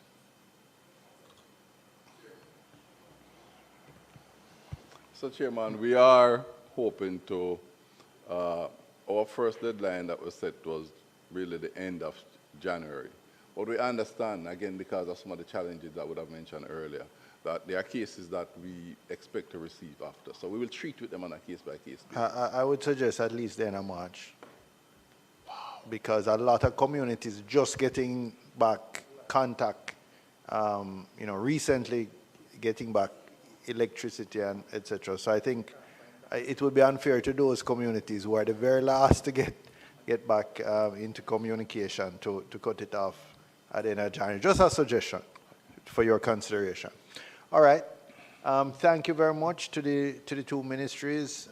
You've been very patient and very helpful in responding. I would release you. We have one or two administrative and housekeeping matters to deal with for the committee in executive session. So thank you very much, Mrs. Jennings and team, and Mrs.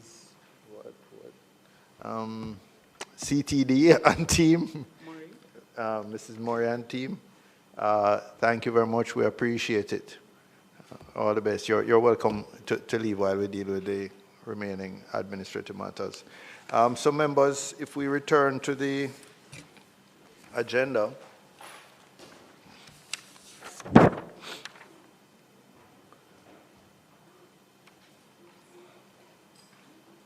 The I know Mr. Warmington had a particular interest in... I came in late and I gave indication from yesterday I'm going to be a little late this morning. Right. The issue with the JPS, what excuses we got today for them not being here? I had shared with the committee that the CEO had called me personally on Monday to say that he had planned to return to Kingston. Apparently he's based in Westmoreland now, but he had planned to come back into Kingston on Monday to, among other things, address this committee. He said there was a fatal accident involving a convoy of overseas linemen that had four fatalities, and that it was essentially they were traumatized, and it had the potential to affect the ongoing restoration. And he felt it was important for him to be there to deal with the matters on the ground and ensure that restoration continued. Now, I give it to you as I received it. Is there a doctor, a nurse? Does he drive a hearse? Look, this is the third time we've got excuses from JPS for not being here. I think it's a matter of level of disrespect. It's a height of disrespect and disregard for Parliament. If you have that disrespect and disregard for this committee, it means for Parliament. And I'm moving that way, issue summons or subpoena, whatever it is here, for them to appear before this committee. We cannot take this step of disrespect from any other institution, and they are the only one that appeared like this. The issue is, and this is why my next private member's motion will be dealing with sanctions for people who show disrespect for Parliament and contempt for committees. As it stands now, we have nothing in law that you can, sanction them with. So this is a part that I'm coming with now, because this is height of disrespect and disregard for the institution of Parliament. And I must say that that was the sense of the committee at the last meeting. And in fact, we were advised then by the legal counsel, who is here now, who has returned. Thank you. Ms. Stewart,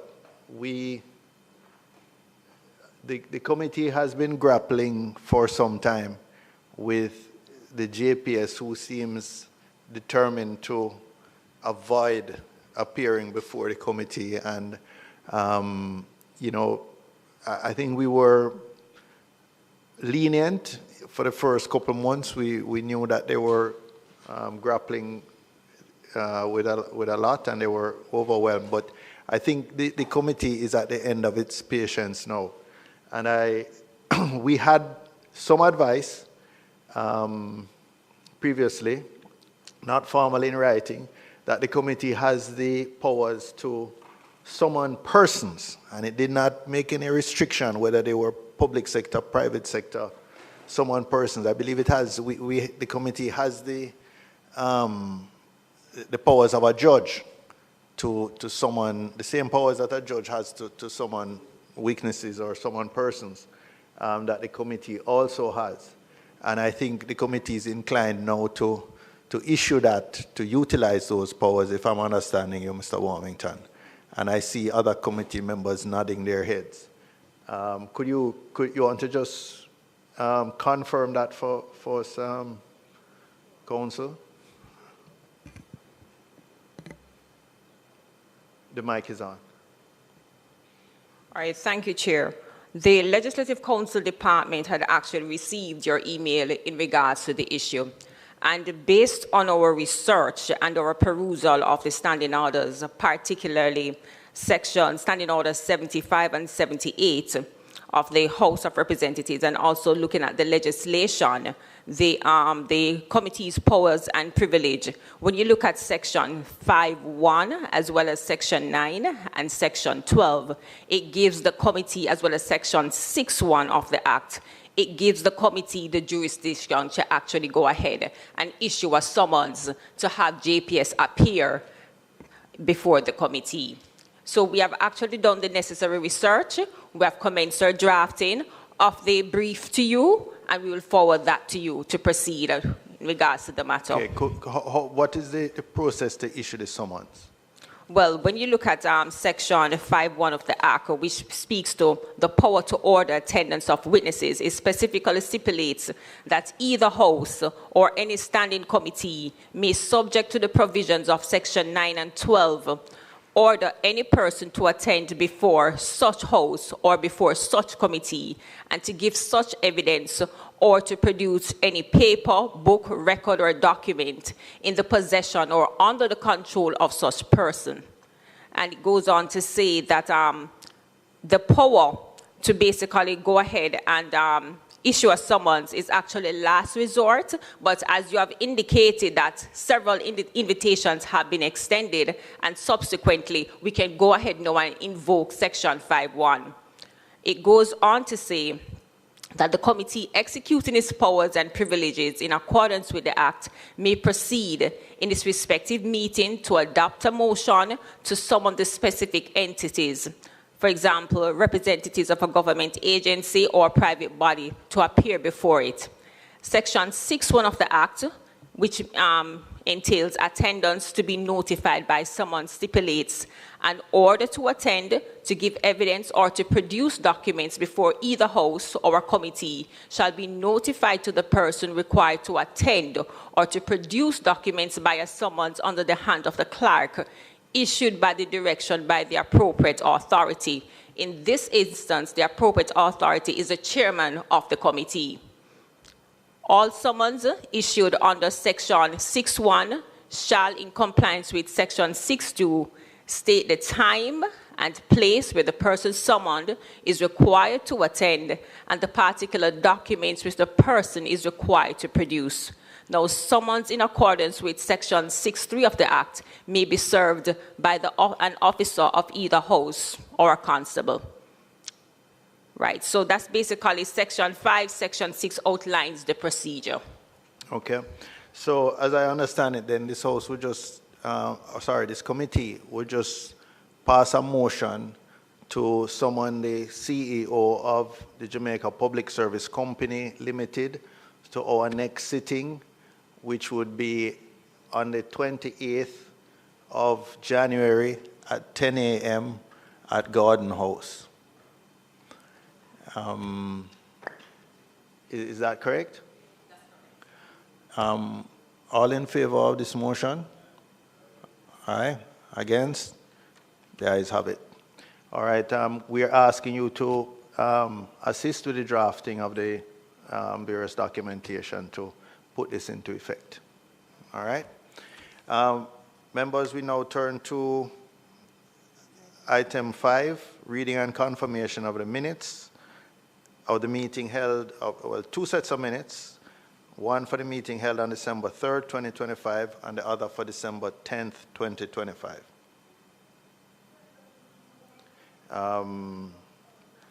Can I get a motion for the adoption of December 3rd? Mr. Member Phillips and Member Clark.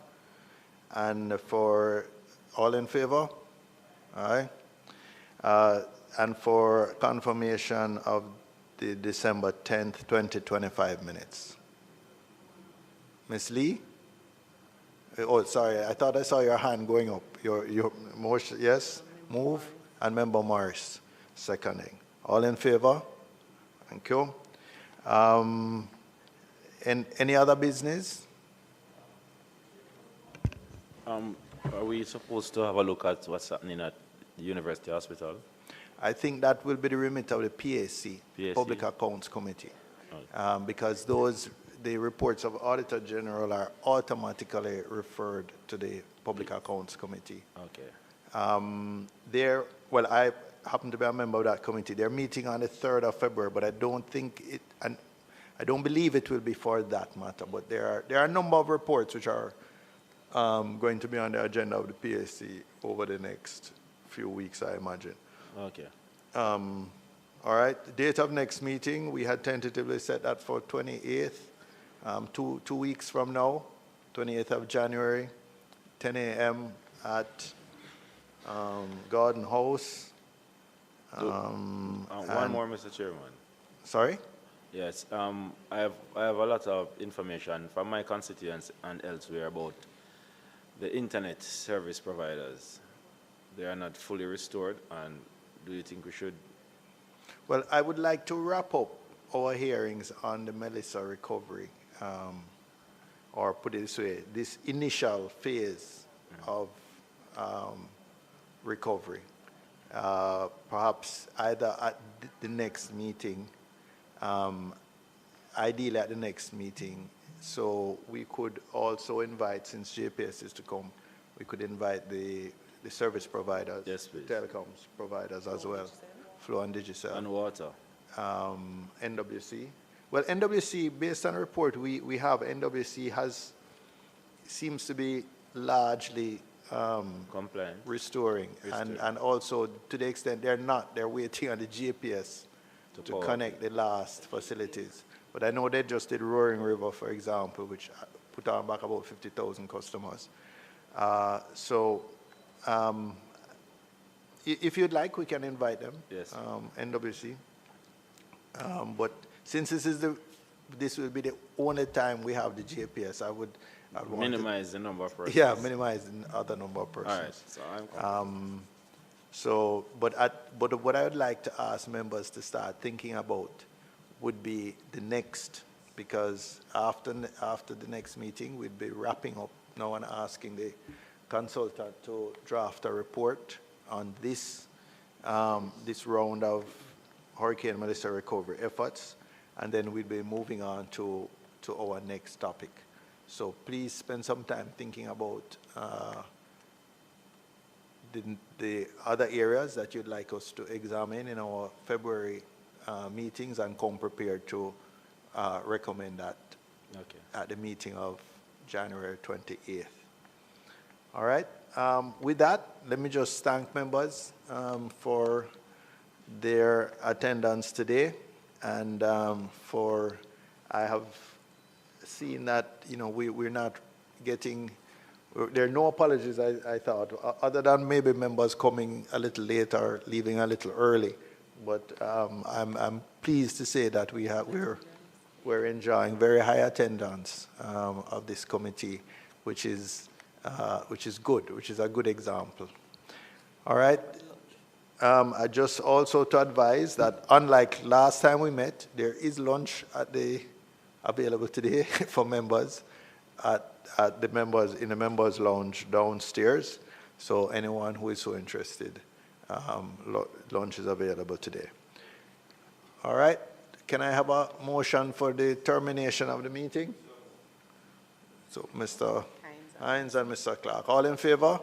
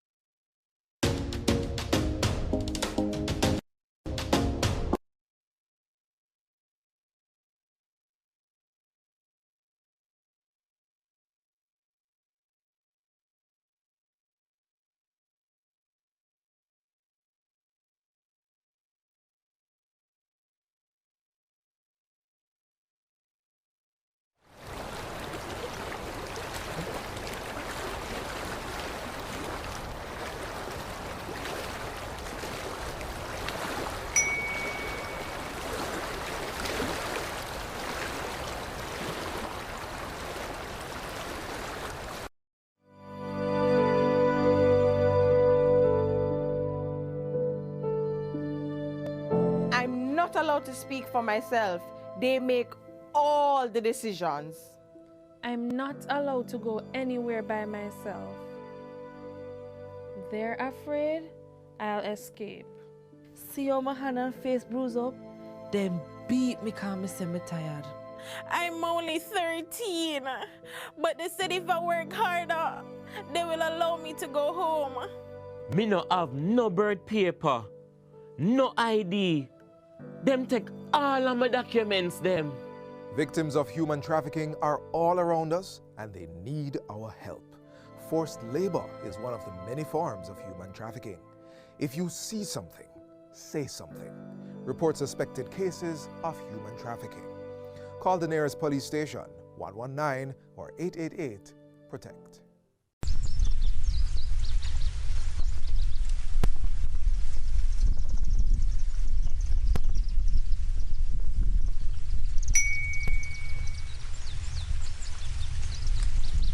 It's Wednesday, January 14th. In the headlines, power has been restored to 92% of JPS customers after Hurricane Melissa.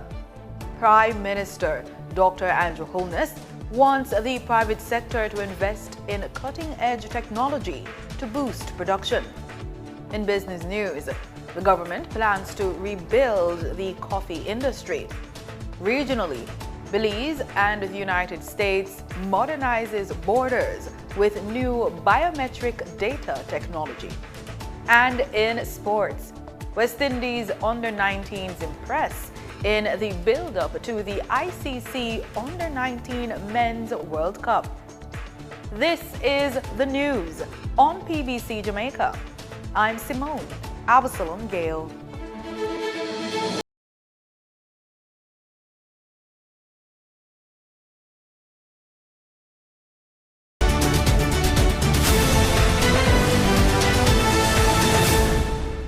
%92 of customers who lost electricity due to Hurricane Melissa have now been reconnected. That's the word from Energy Minister Darrell Vaz. He shared the information while addressing Parliament on Tuesday. In December, Westmoreland was at 18% restoration. That was the middle of December. We are now at the middle of January, and we are now at 49%. Hanover, 16,733, only 2,799 are out, 17% remain out. St. James, 62,455, only 8,287 remain out, 13% in the second city. And Trelawney, 21,019 customers, for which only 2,501, 12% remain out. Minister Vaz notes that despite one of the most devastating natural disasters in Jamaica's history, Jamaica did not experience an all-island blackout. Following the hurricane, 23% of customers retained service. This is as a result of investments in the grid, solid preparation for the hurricane, outstanding execution. He says just 2.5 months after the passage of the Category 5 hurricane, important milestones have been achieved. He says all major hospitals and health centers have been restored, ensuring continuity of essential health care for services across the island. The Black River Hospital got back light on Christmas Day. There has been 93% overall restoration of all National Water Commission pumps and water treatment facilities, supporting water security across Jamaica. He furthers that long-term system resilience is being strengthened, including the use of polycrete to improve resistance to pole uprooting, fiberglass components on transmission lines designed to withstand Category 5 conditions, and network redesigns to reduce cascading and domino-style failures. Parents and students are being urged to sign up for a student transportation card. Transport Minister Darrell Vaz says come February 1, JUTC drivers will not be accepting cash. Again, you may visit JUTC or your Ministry of Education websites or social media pages for the link to complete the registration form. Unfortunately, from September, we have been offering free service as introductory and then, of course, with Melissa. And now we are into a new year and it is unsustainable. So I want to make it very clear that come February 1st, if you do not have a student card and you have not topped up your student card to pay the subsidized fare of $50, you will be going back to the old system. Minister Vaz was speaking at Wednesday's post-cabinet press brief. Prime Minister Dr. Andrew Holness is urging Jamaica's private sector to significantly ramp up investment in cutting-edge technology to boost productivity and sustain economic growth. He says modern plants and advanced technology are essential to expanding output, creating resilient jobs, and securing Jamaica's long-term economic independence. There is one thing that firms can do internally to improve their productivity, aside from efficient management, which is clear that Wisynco has good managers and a good and strategic board that is looking at investments. But that is to invest in your plant and invest in cutting-edge technology. In fact, the greatest multiplier of productivity is the introduction of new technology. The Prime Minister was speaking Tuesday at the official opening of Wisynco Group's Devon H. Reynolds Brewery and Manufacturing Facility in Lake Spen, St. Catherine.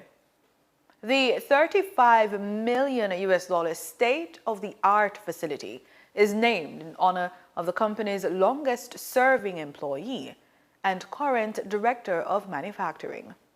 In the last 10 years, we have just added approximately $1 billion, maybe $1.5 billion to our GDP. As a nation, that's not something that we should be proud of. We could do more.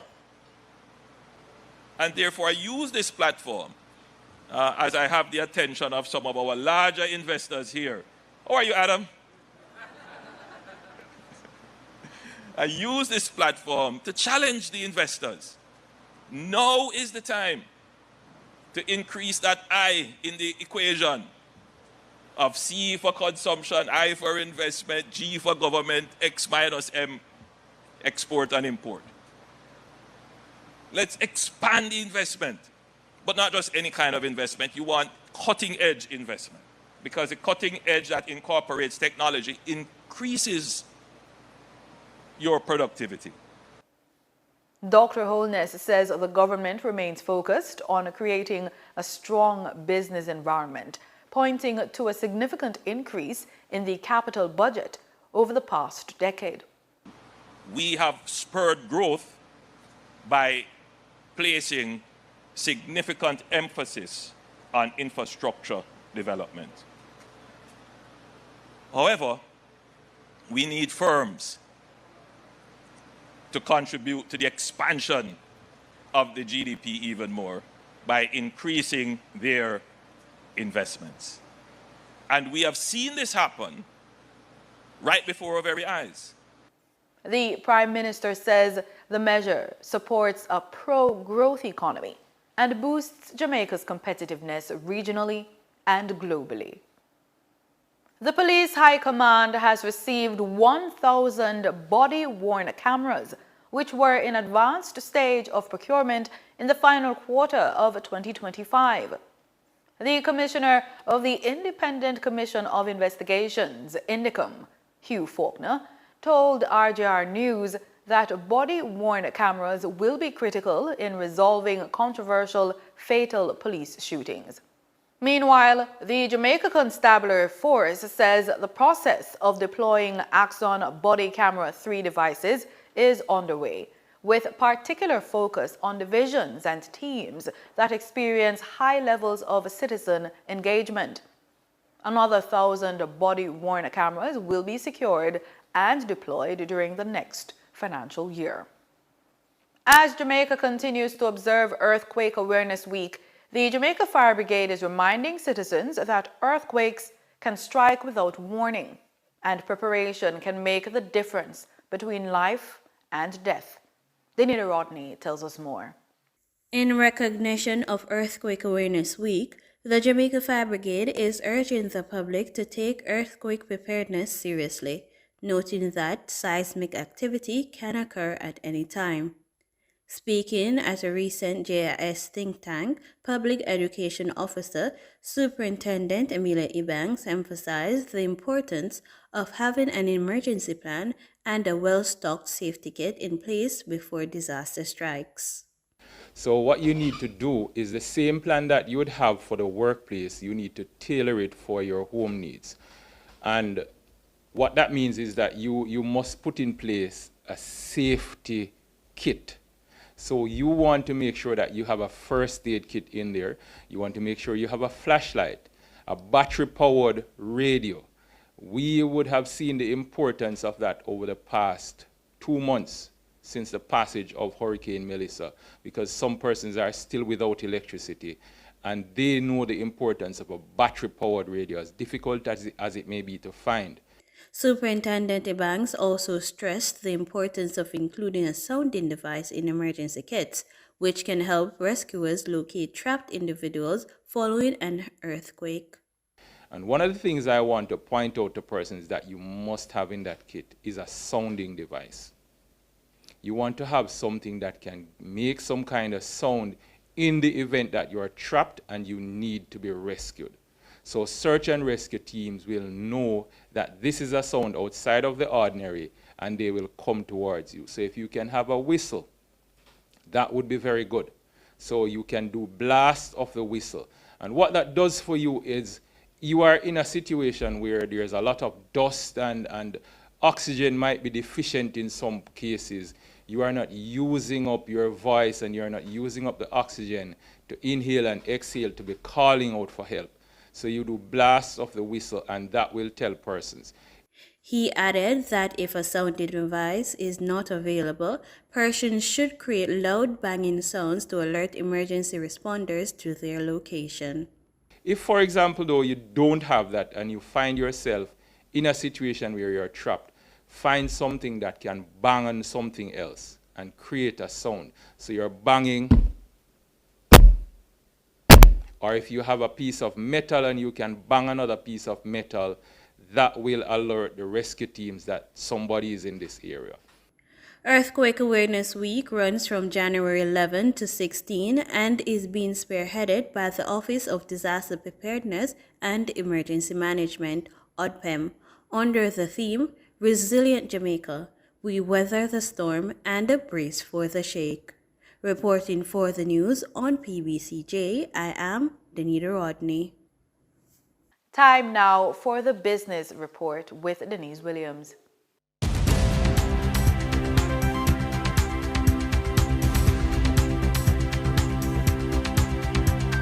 Welcome to today's business report. I'm Denise Williams, bringing you the development shaping markets, capital access, and business decision-making across Jamaica and the region. Let's get into the stories that matter. President of the Jamaica Coffee Exporters Association, Dr. Norman Grant, has welcomed the government's commitment to rehabilitate the coffee industry. Dr. Grant told RJR News the country's more than 5,000 coffee farmers and exporters have also embraced the initial $35 million disbursement from the $120 million support package announced by the government. However, he stressed that a far more sustained intervention is required, noting that the sector has suffered losses of about $2.5 billion over the last 4 years. Dr. Grant pointed out that an additional 100,000 boxes of coffee were destroyed due to the impact of Hurricane Melissa, resulting in estimated farm gate losses of $1 billion. Additionally, Dr. Grant explained that the hurricane caused extensive damage to coffee farms, farm roads, and processing routes, adding that these challenges must be addressed in a sustainable manner if the industry is to fully realize its potential in foreign exchange earnings, job creation, and national development. PriceSmart says the opening of 2 new warehouse clubs in Jamaica has been pushed back following disruptions tied to Hurricane Melissa last October. According to the Gleaner, the membership-based retailer told investors on its earnings call to international investors that its 3rd Jamaican location in Montego Bay is now slated for autumn 2026, while the 4th on South Camp Road in Kingston is expected to open in winter. The company had previously targeted to open each store a season earlier. That's about 3 months prior, according to its November annual report. CEO David Price says the company did not anticipate any further delays to its club new openings at this time.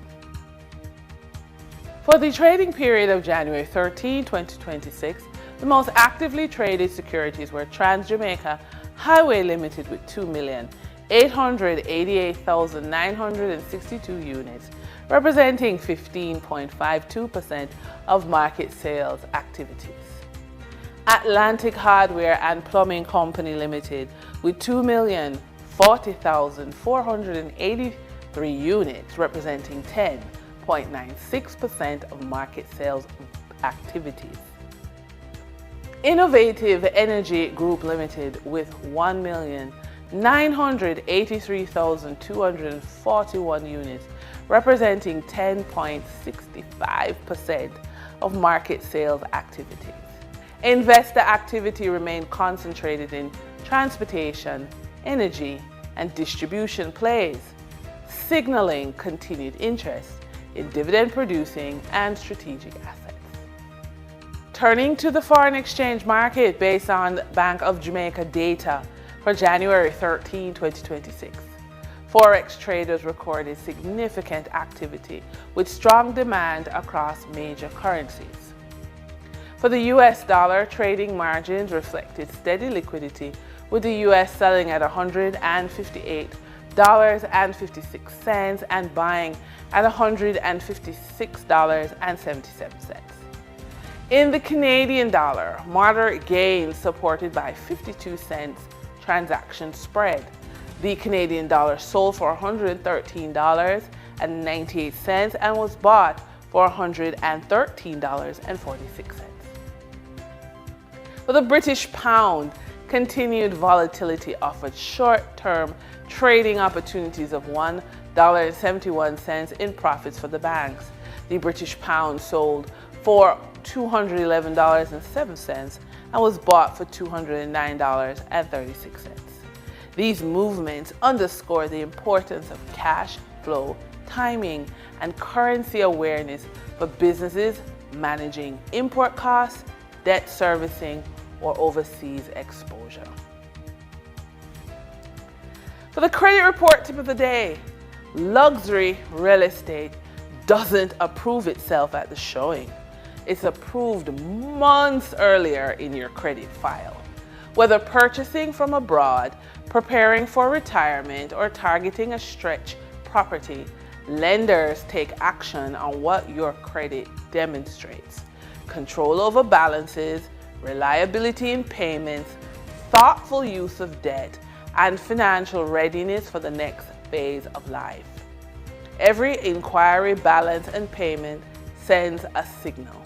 When those signals show planning instead of pressure, lenders respond with confidence, and properties that once seemed out of reach move firmly within range. And that's today's business report. I'm Denise Williams, bringing clarity to capital, markets, and strategy. Until next time, stay informed, stay intentional, and keep building forward. See you soon.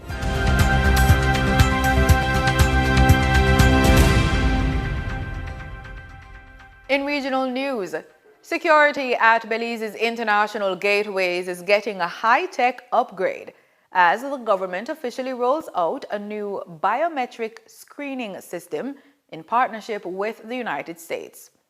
Travelers entering the country will now undergo facial recognition and fingerprint scanning under the newly launched Biometric Data Sharing Program.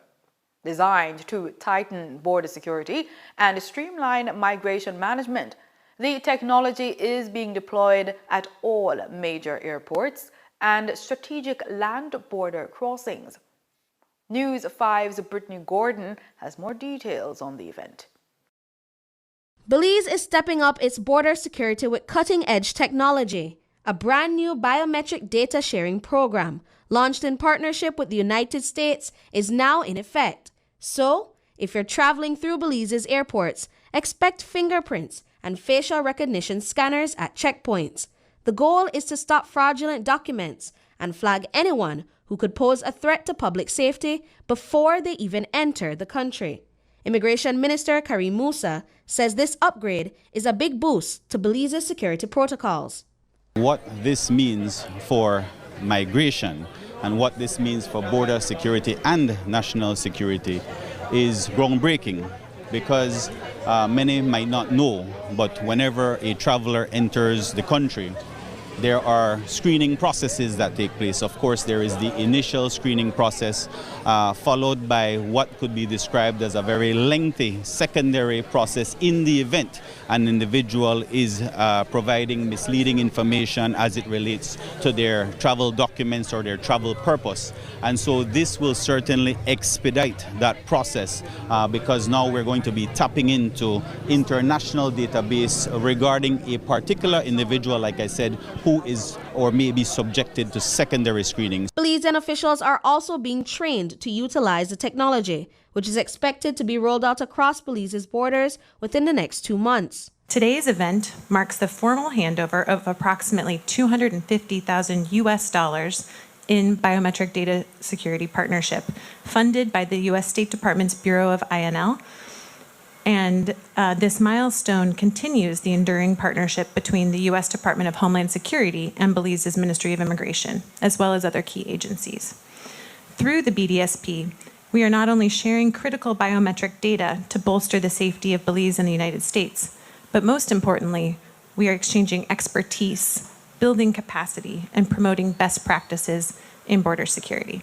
So that the software that you see and the hardware over here is just one piece of the story. This is the beginning of a long partnership between Belize and the United States. Home Affairs Minister Oscar Mira also expressed strong support for introducing these tools, saying they will give law enforcement greater power to track potential threats and respond more efficiently. Our involvement through the Belize Police Department will be through a mobile interdiction unit. And that unit will be a specialized unit that is going to be not at the entry points, but moving around the country. So the mobile interdiction unit is going to be vetted. We are going to ensure that the officers that are assigned to that unit are vetted officers and that they pass all scrutiny. Musa also addressed privacy concerns, assuring Belizeans that the technology works to keep the nation safe, rather than compromising their personal data. I think it is oftentimes something that Belizeans are worried about. But in fact, if you are a Belizean national, you actually have nothing to worry about coming into Belize because we have all your information already. This is for international travelers who are providing an international passport that may be fraudulent or a travel document that may be fraudulent, or criminal enterprises entering our country for nefarious activities. And so this is more catered towards them. Like I said, this is something that is a secondary screening, and so not everyone is going to be subjected to this. It is only if you're providing misleading information or if an immigration officer is suspicious. Belize now joins regional partners like Mexico and Panama in adopting biometric data sharing program technology. Brittany Gordon for News 5. In a move that marks a turning point for Caribbean education, the Caribbean Examinations Council is embracing a full digital transformation. As the council prepares to phase out paper-based assessments over the next 5 years, it is also fortifying disaster recovery protocols to safeguard the region's certification process amid escalating climate threats. For more than 5 decades, the Caribbean Examinations Council has certified learners across the region. Now, as the education landscape evolves, CXC is signaling a major shift: full digital examinations within the next 5 years. Already, more than 10,000 students are sitting January 2026 CSEX exams digitally. We are pleased to say that we are administering these January examinations employing our digital e-assessment and hybrid e-assessment approaches. It is our intention to offer all examinations digitally and in the context digitally in the next 3 to 5 years. Immediately after this January session of examinations, we will start preparing to serve the over 100,000 candidates who will with likewise certainty and confidence, will sit over 600,000 CSEC and CAPE subject entries in the traditional May-June examinations. But digital transformation is only one part of the Council's strategy. In the face of increasing hurricanes and climate disruptions, CXC has formally approved a regional disaster and business recovery protocol, ensuring exams continue even after disaster strikes. The CXC Board of Governors has formally approved our long-established disaster and business recovery protocol, which governs how we respond when a participating CXC member state is affected by a disaster. That protocol is now being activated in Jamaica following the devastation caused by Hurricane Melissa. CXC's Director of Operations, Dr. Nicole Manning, says students in affected parishes will receive special concessions, including flexible assessment. The flexibility of schools and candidates of schools in the negatively affected areas being facilitated through what we call the modified approach, CXC's modified approach. And that includes the use of the paper one, that's the multiple choice, and the school-based assessment. So candidates will be graded on the paper one and the school-based assessment if selected to do the modified approach. With digital exams, disaster resilience and inclusive education are at the core of its strategy, CXC says it is positioning Caribbean students to compete globally, no matter the challenge. Deanza Roberts, CBC News. In sports, we spotlight cricket. The West Indies under-19s are in fine form heading into the ICC Under-19 Men's World Cup. The Caribbean side demolished Japan by 229 runs in their final warm-up match before tournament play begins. Here's more from Nasir Mohammed. Japan won the toss and elected to bat first, but it was the West Indies who made full use of the conditions. Opener Tanis Francis anchored the innings with an unbeaten 122 of 48 deliveries, while Shama Apple was the star performer, blasting 124 of just 65 deliveries, with 10 fours and 8 sixes. The West Indies posted an imposing 346 for 6 from their 50 overs. In reply, Japan crumbled to 117 all-out in 42.3 overs, never threatening the target. Rajai Gittins was the pick of the West Indies bowlers with 4 wickets for just 8 runs, while Vittel Laws claimed 3 for 28. This victory comes as a confidence boost for the Caribbean side after their first warm-up against Ireland was abandoned due to rain. The West Indies now turn their attention to their opening World Cup match against Tanzania on January 15th. And that's it for the news on PBCJ. Remember, we are the People's Station.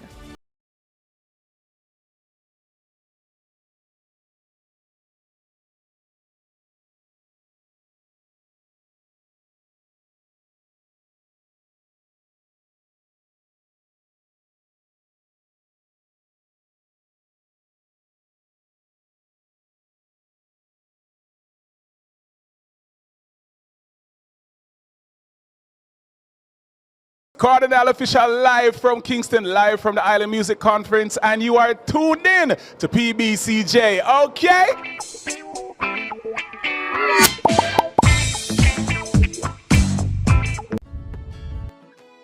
We want a piece for Jamaica.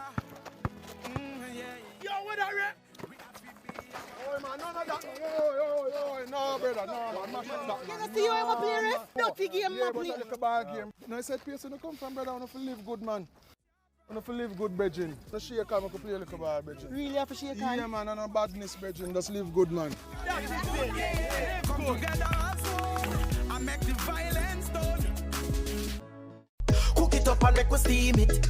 Fresh so me need it, tilapia a real fish. Cook it up and make we roast it. Farm fresh so me need it, tilapia a real fish. Grow smart at the best part. Food for thought so me have to eat smart. Easy cash, fully net. A tilapia so you don't know what's next. Cook it up and make we fry it. Fresh so me need it, tilapia a real fish. Bring home the best in freshwater fish. High content of vitamin B3, protein and potassium. Tilapia, simple, healthy, delicious. Na na na na na na. We want a piece for Jamaica. Yeah, yeah. We have to be our brother's keeper. Yeah, yeah. Jamaica live good, yeah. I make we enjoy life. Want we feel safe at night. Jamaica live good. I better you and I. No say we future bright. Jamaica live good. Come together as one. I make the violence the world. Living in a systematic adjudication area, it's time to secure what's yours. The National Land Agency is distributing titles under its systematic land registration program. Persons in St. Elizabeth and Manchester, visit the Junction Guest House in St. Elizabeth to collect your title. In St. Catherine, we're coming to you house to house. To collect your title, bring your government-issued photo ID. If someone is collecting on your behalf, they should bring a JP certified letter and their government-issued photo ID. For more information, call 876-750-5263 or visit nla.gov.jm. One agency, one goal, committed to serve you better. Jamaica, let's spread the word around to let the world know that we are proud to be one republic. We on the road to republic. Well then, let's propel we nation moving forward in a new direction. True independence, that's the projection. No more dependency, it's the best plan. Yes, we know what's best for us, cause we want we country prosperous. So make we just pull together as the general public while on the road to republic. Jamaica, let's spread the word around to let the world know that we are proud to be one republic. We on the road to republic. A message from the Ministry of Legal and Constitutional Affairs. We on the road to republic. Zoom in on the nutrition facts. It there in the table by the side or the back. If you check out the servings, just do the maths. Not taking too much, finger below the facts. Zoom in on the nutrition facts. It there in the table by the side or the back. Take note of the sodium, the sugars and the fats by percent. And let's end up on the right track. You for zoom in on the nutrition facts. It there in the table by the side or the back. Vitamins, minerals and vitamin 2, 20% and more that good for you. Nutrition facts. You feel check the nutrition facts. You feel check the nutrition facts. Less sugar, less salt intake, and less fat. You feel A message from the Ministry of Health and Wellness, Jamaica Moves, the Heart Foundation of Jamaica, the National Health Fund, and Japan. Jamaica, let's spread the word around to let the world know that we are proud to be one republic. We on the road to republic. Well then, let's propel we nation moving forward in a new direction. True independence, that's the projection. No more dependency, it's the best plan. Yes, we know what's best for us, cause we want we country prosperous. So make we just pull together as the general public while on the road to republic. Jamaica, let's spread the word around to let the world know that we are proud to be one republic. We on the road to republic. A message from the Ministry of Legal and Constitutional Affairs. We on the road to republic.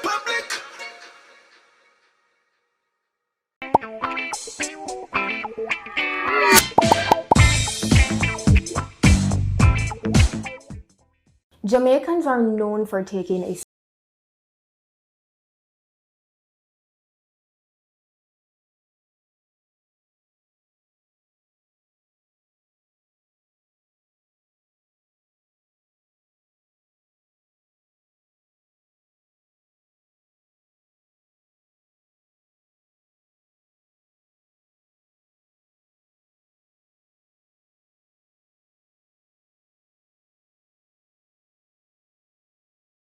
Indulging in this delicacy. The name says ox, but the truth? That tail could come from just about any cattle animal. We all know it and love it, but do we know where it's from? What I say? British. Like, it's a British cuisine. We don't really know where oxtail come from, but wherever it come from, a Jamaica #1 dish, especially with the gungo and rice and peas. We turn now to the Jamaica Cultural Development Commission for the history on this flavorful meat.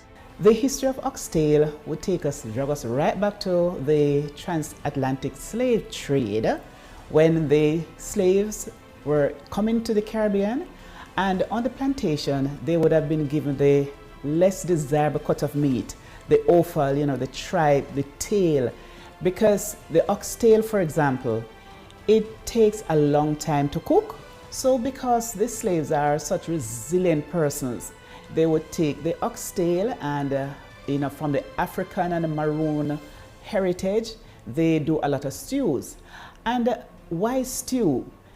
When you have a big family, when you don't have choice cuts of meat, then you have to devise ways to ensure that all family members can eat and taste something that's delectable. So in Jamaica, we do that with stew, and it's cooked down nicely and served with broad beans in there. The slave masters, the owners, when they would have tasted a little bit of the bold flavor, they realized, what they were missing and not having oxtail. Once considered scraps, oxtail is now one of Jamaica's most prized meats, thanks to our ancestors' resourcefulness and culinary skills.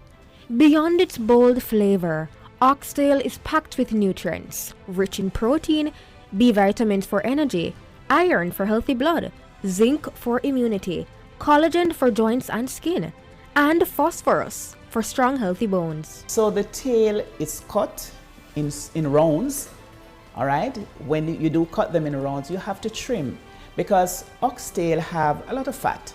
So we trim the fat, and then we're going to wash. We wash the meat, and we ensure that we don't have a lot of water in there.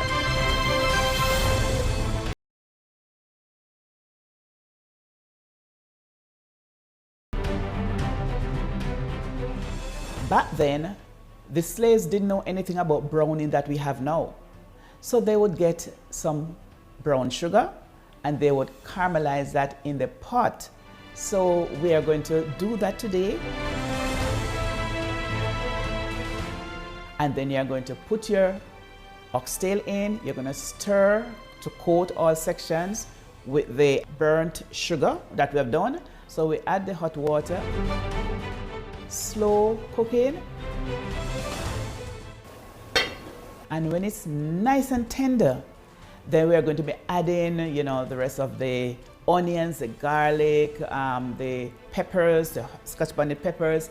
We're going to add that to the pot, and then when it's almost done, maybe 5 minutes, we're going to add our broad beans. If we use a can broad beans, but if you were going to be using the dried beans, as the Africans would, you would cook those beans first. Then we incorporate both, so we have the beans mopping up some of that lovely gravy. So we want to ensure that we pass the legacy on, so persons will understand where we are coming from to where we are and be grateful for what we have now. Oxtail isn't just a dish. It's a story of struggle, survival, and innovation. And every time we slow cook it to perfection, season it with our bold herbs, we're not just enjoying a meal.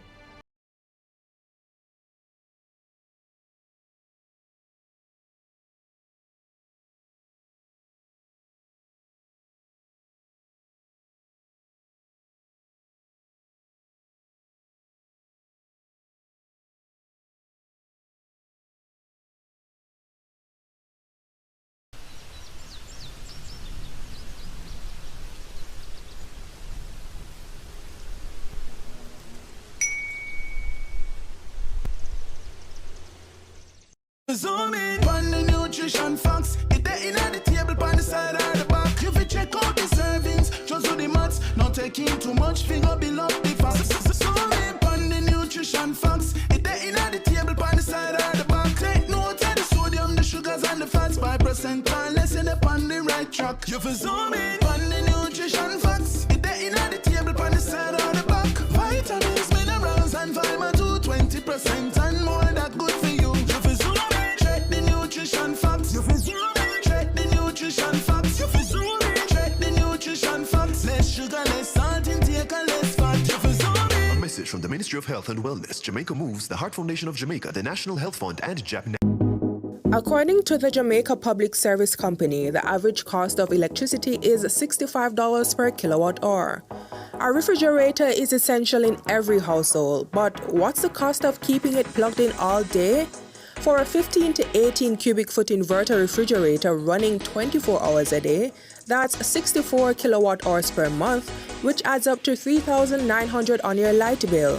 Now, compare that to a regular 18 cubic foot refrigerator. It consumes about 86 kilowatt hours, costing you $5,590 monthly.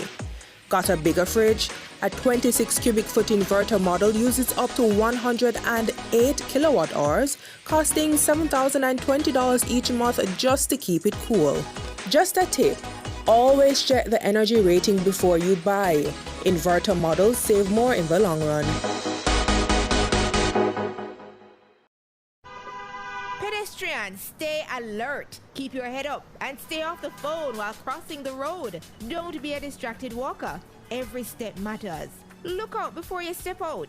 A message from the Ministry of Science, Energy, Telecommunications and Transport.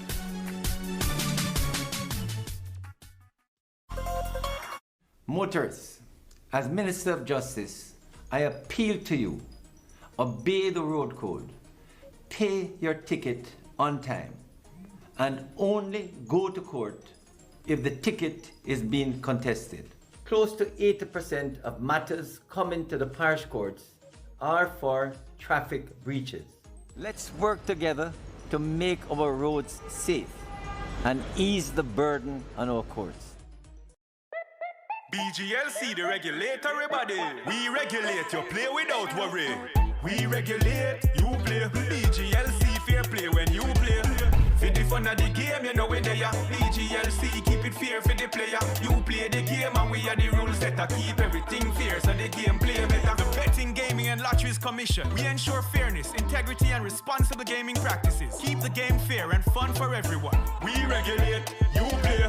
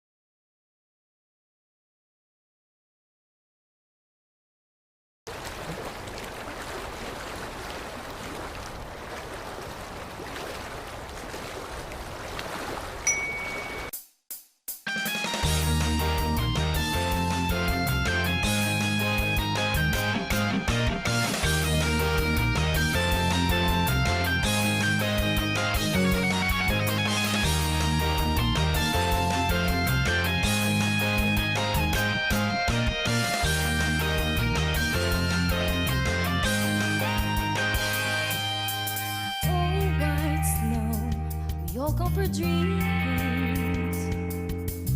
See you on the top in this winter. Oh, white dream, passion melts the eyes. We hold hands to celebrate. We share joy and pleasure.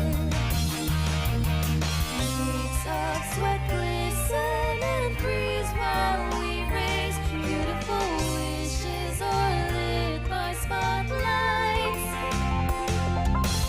We win and we lose in life while we grow. All setbacks will make us higher, faster and stronger. Join us to slide down the steep snow mountain into the winding ice trail. We can hear the wind laugh, embrace the world with open arms. The Winter Olympics, join us to slide down the steep snow mountain into the winding ice trail. I do. burger too. A new start for dreamers.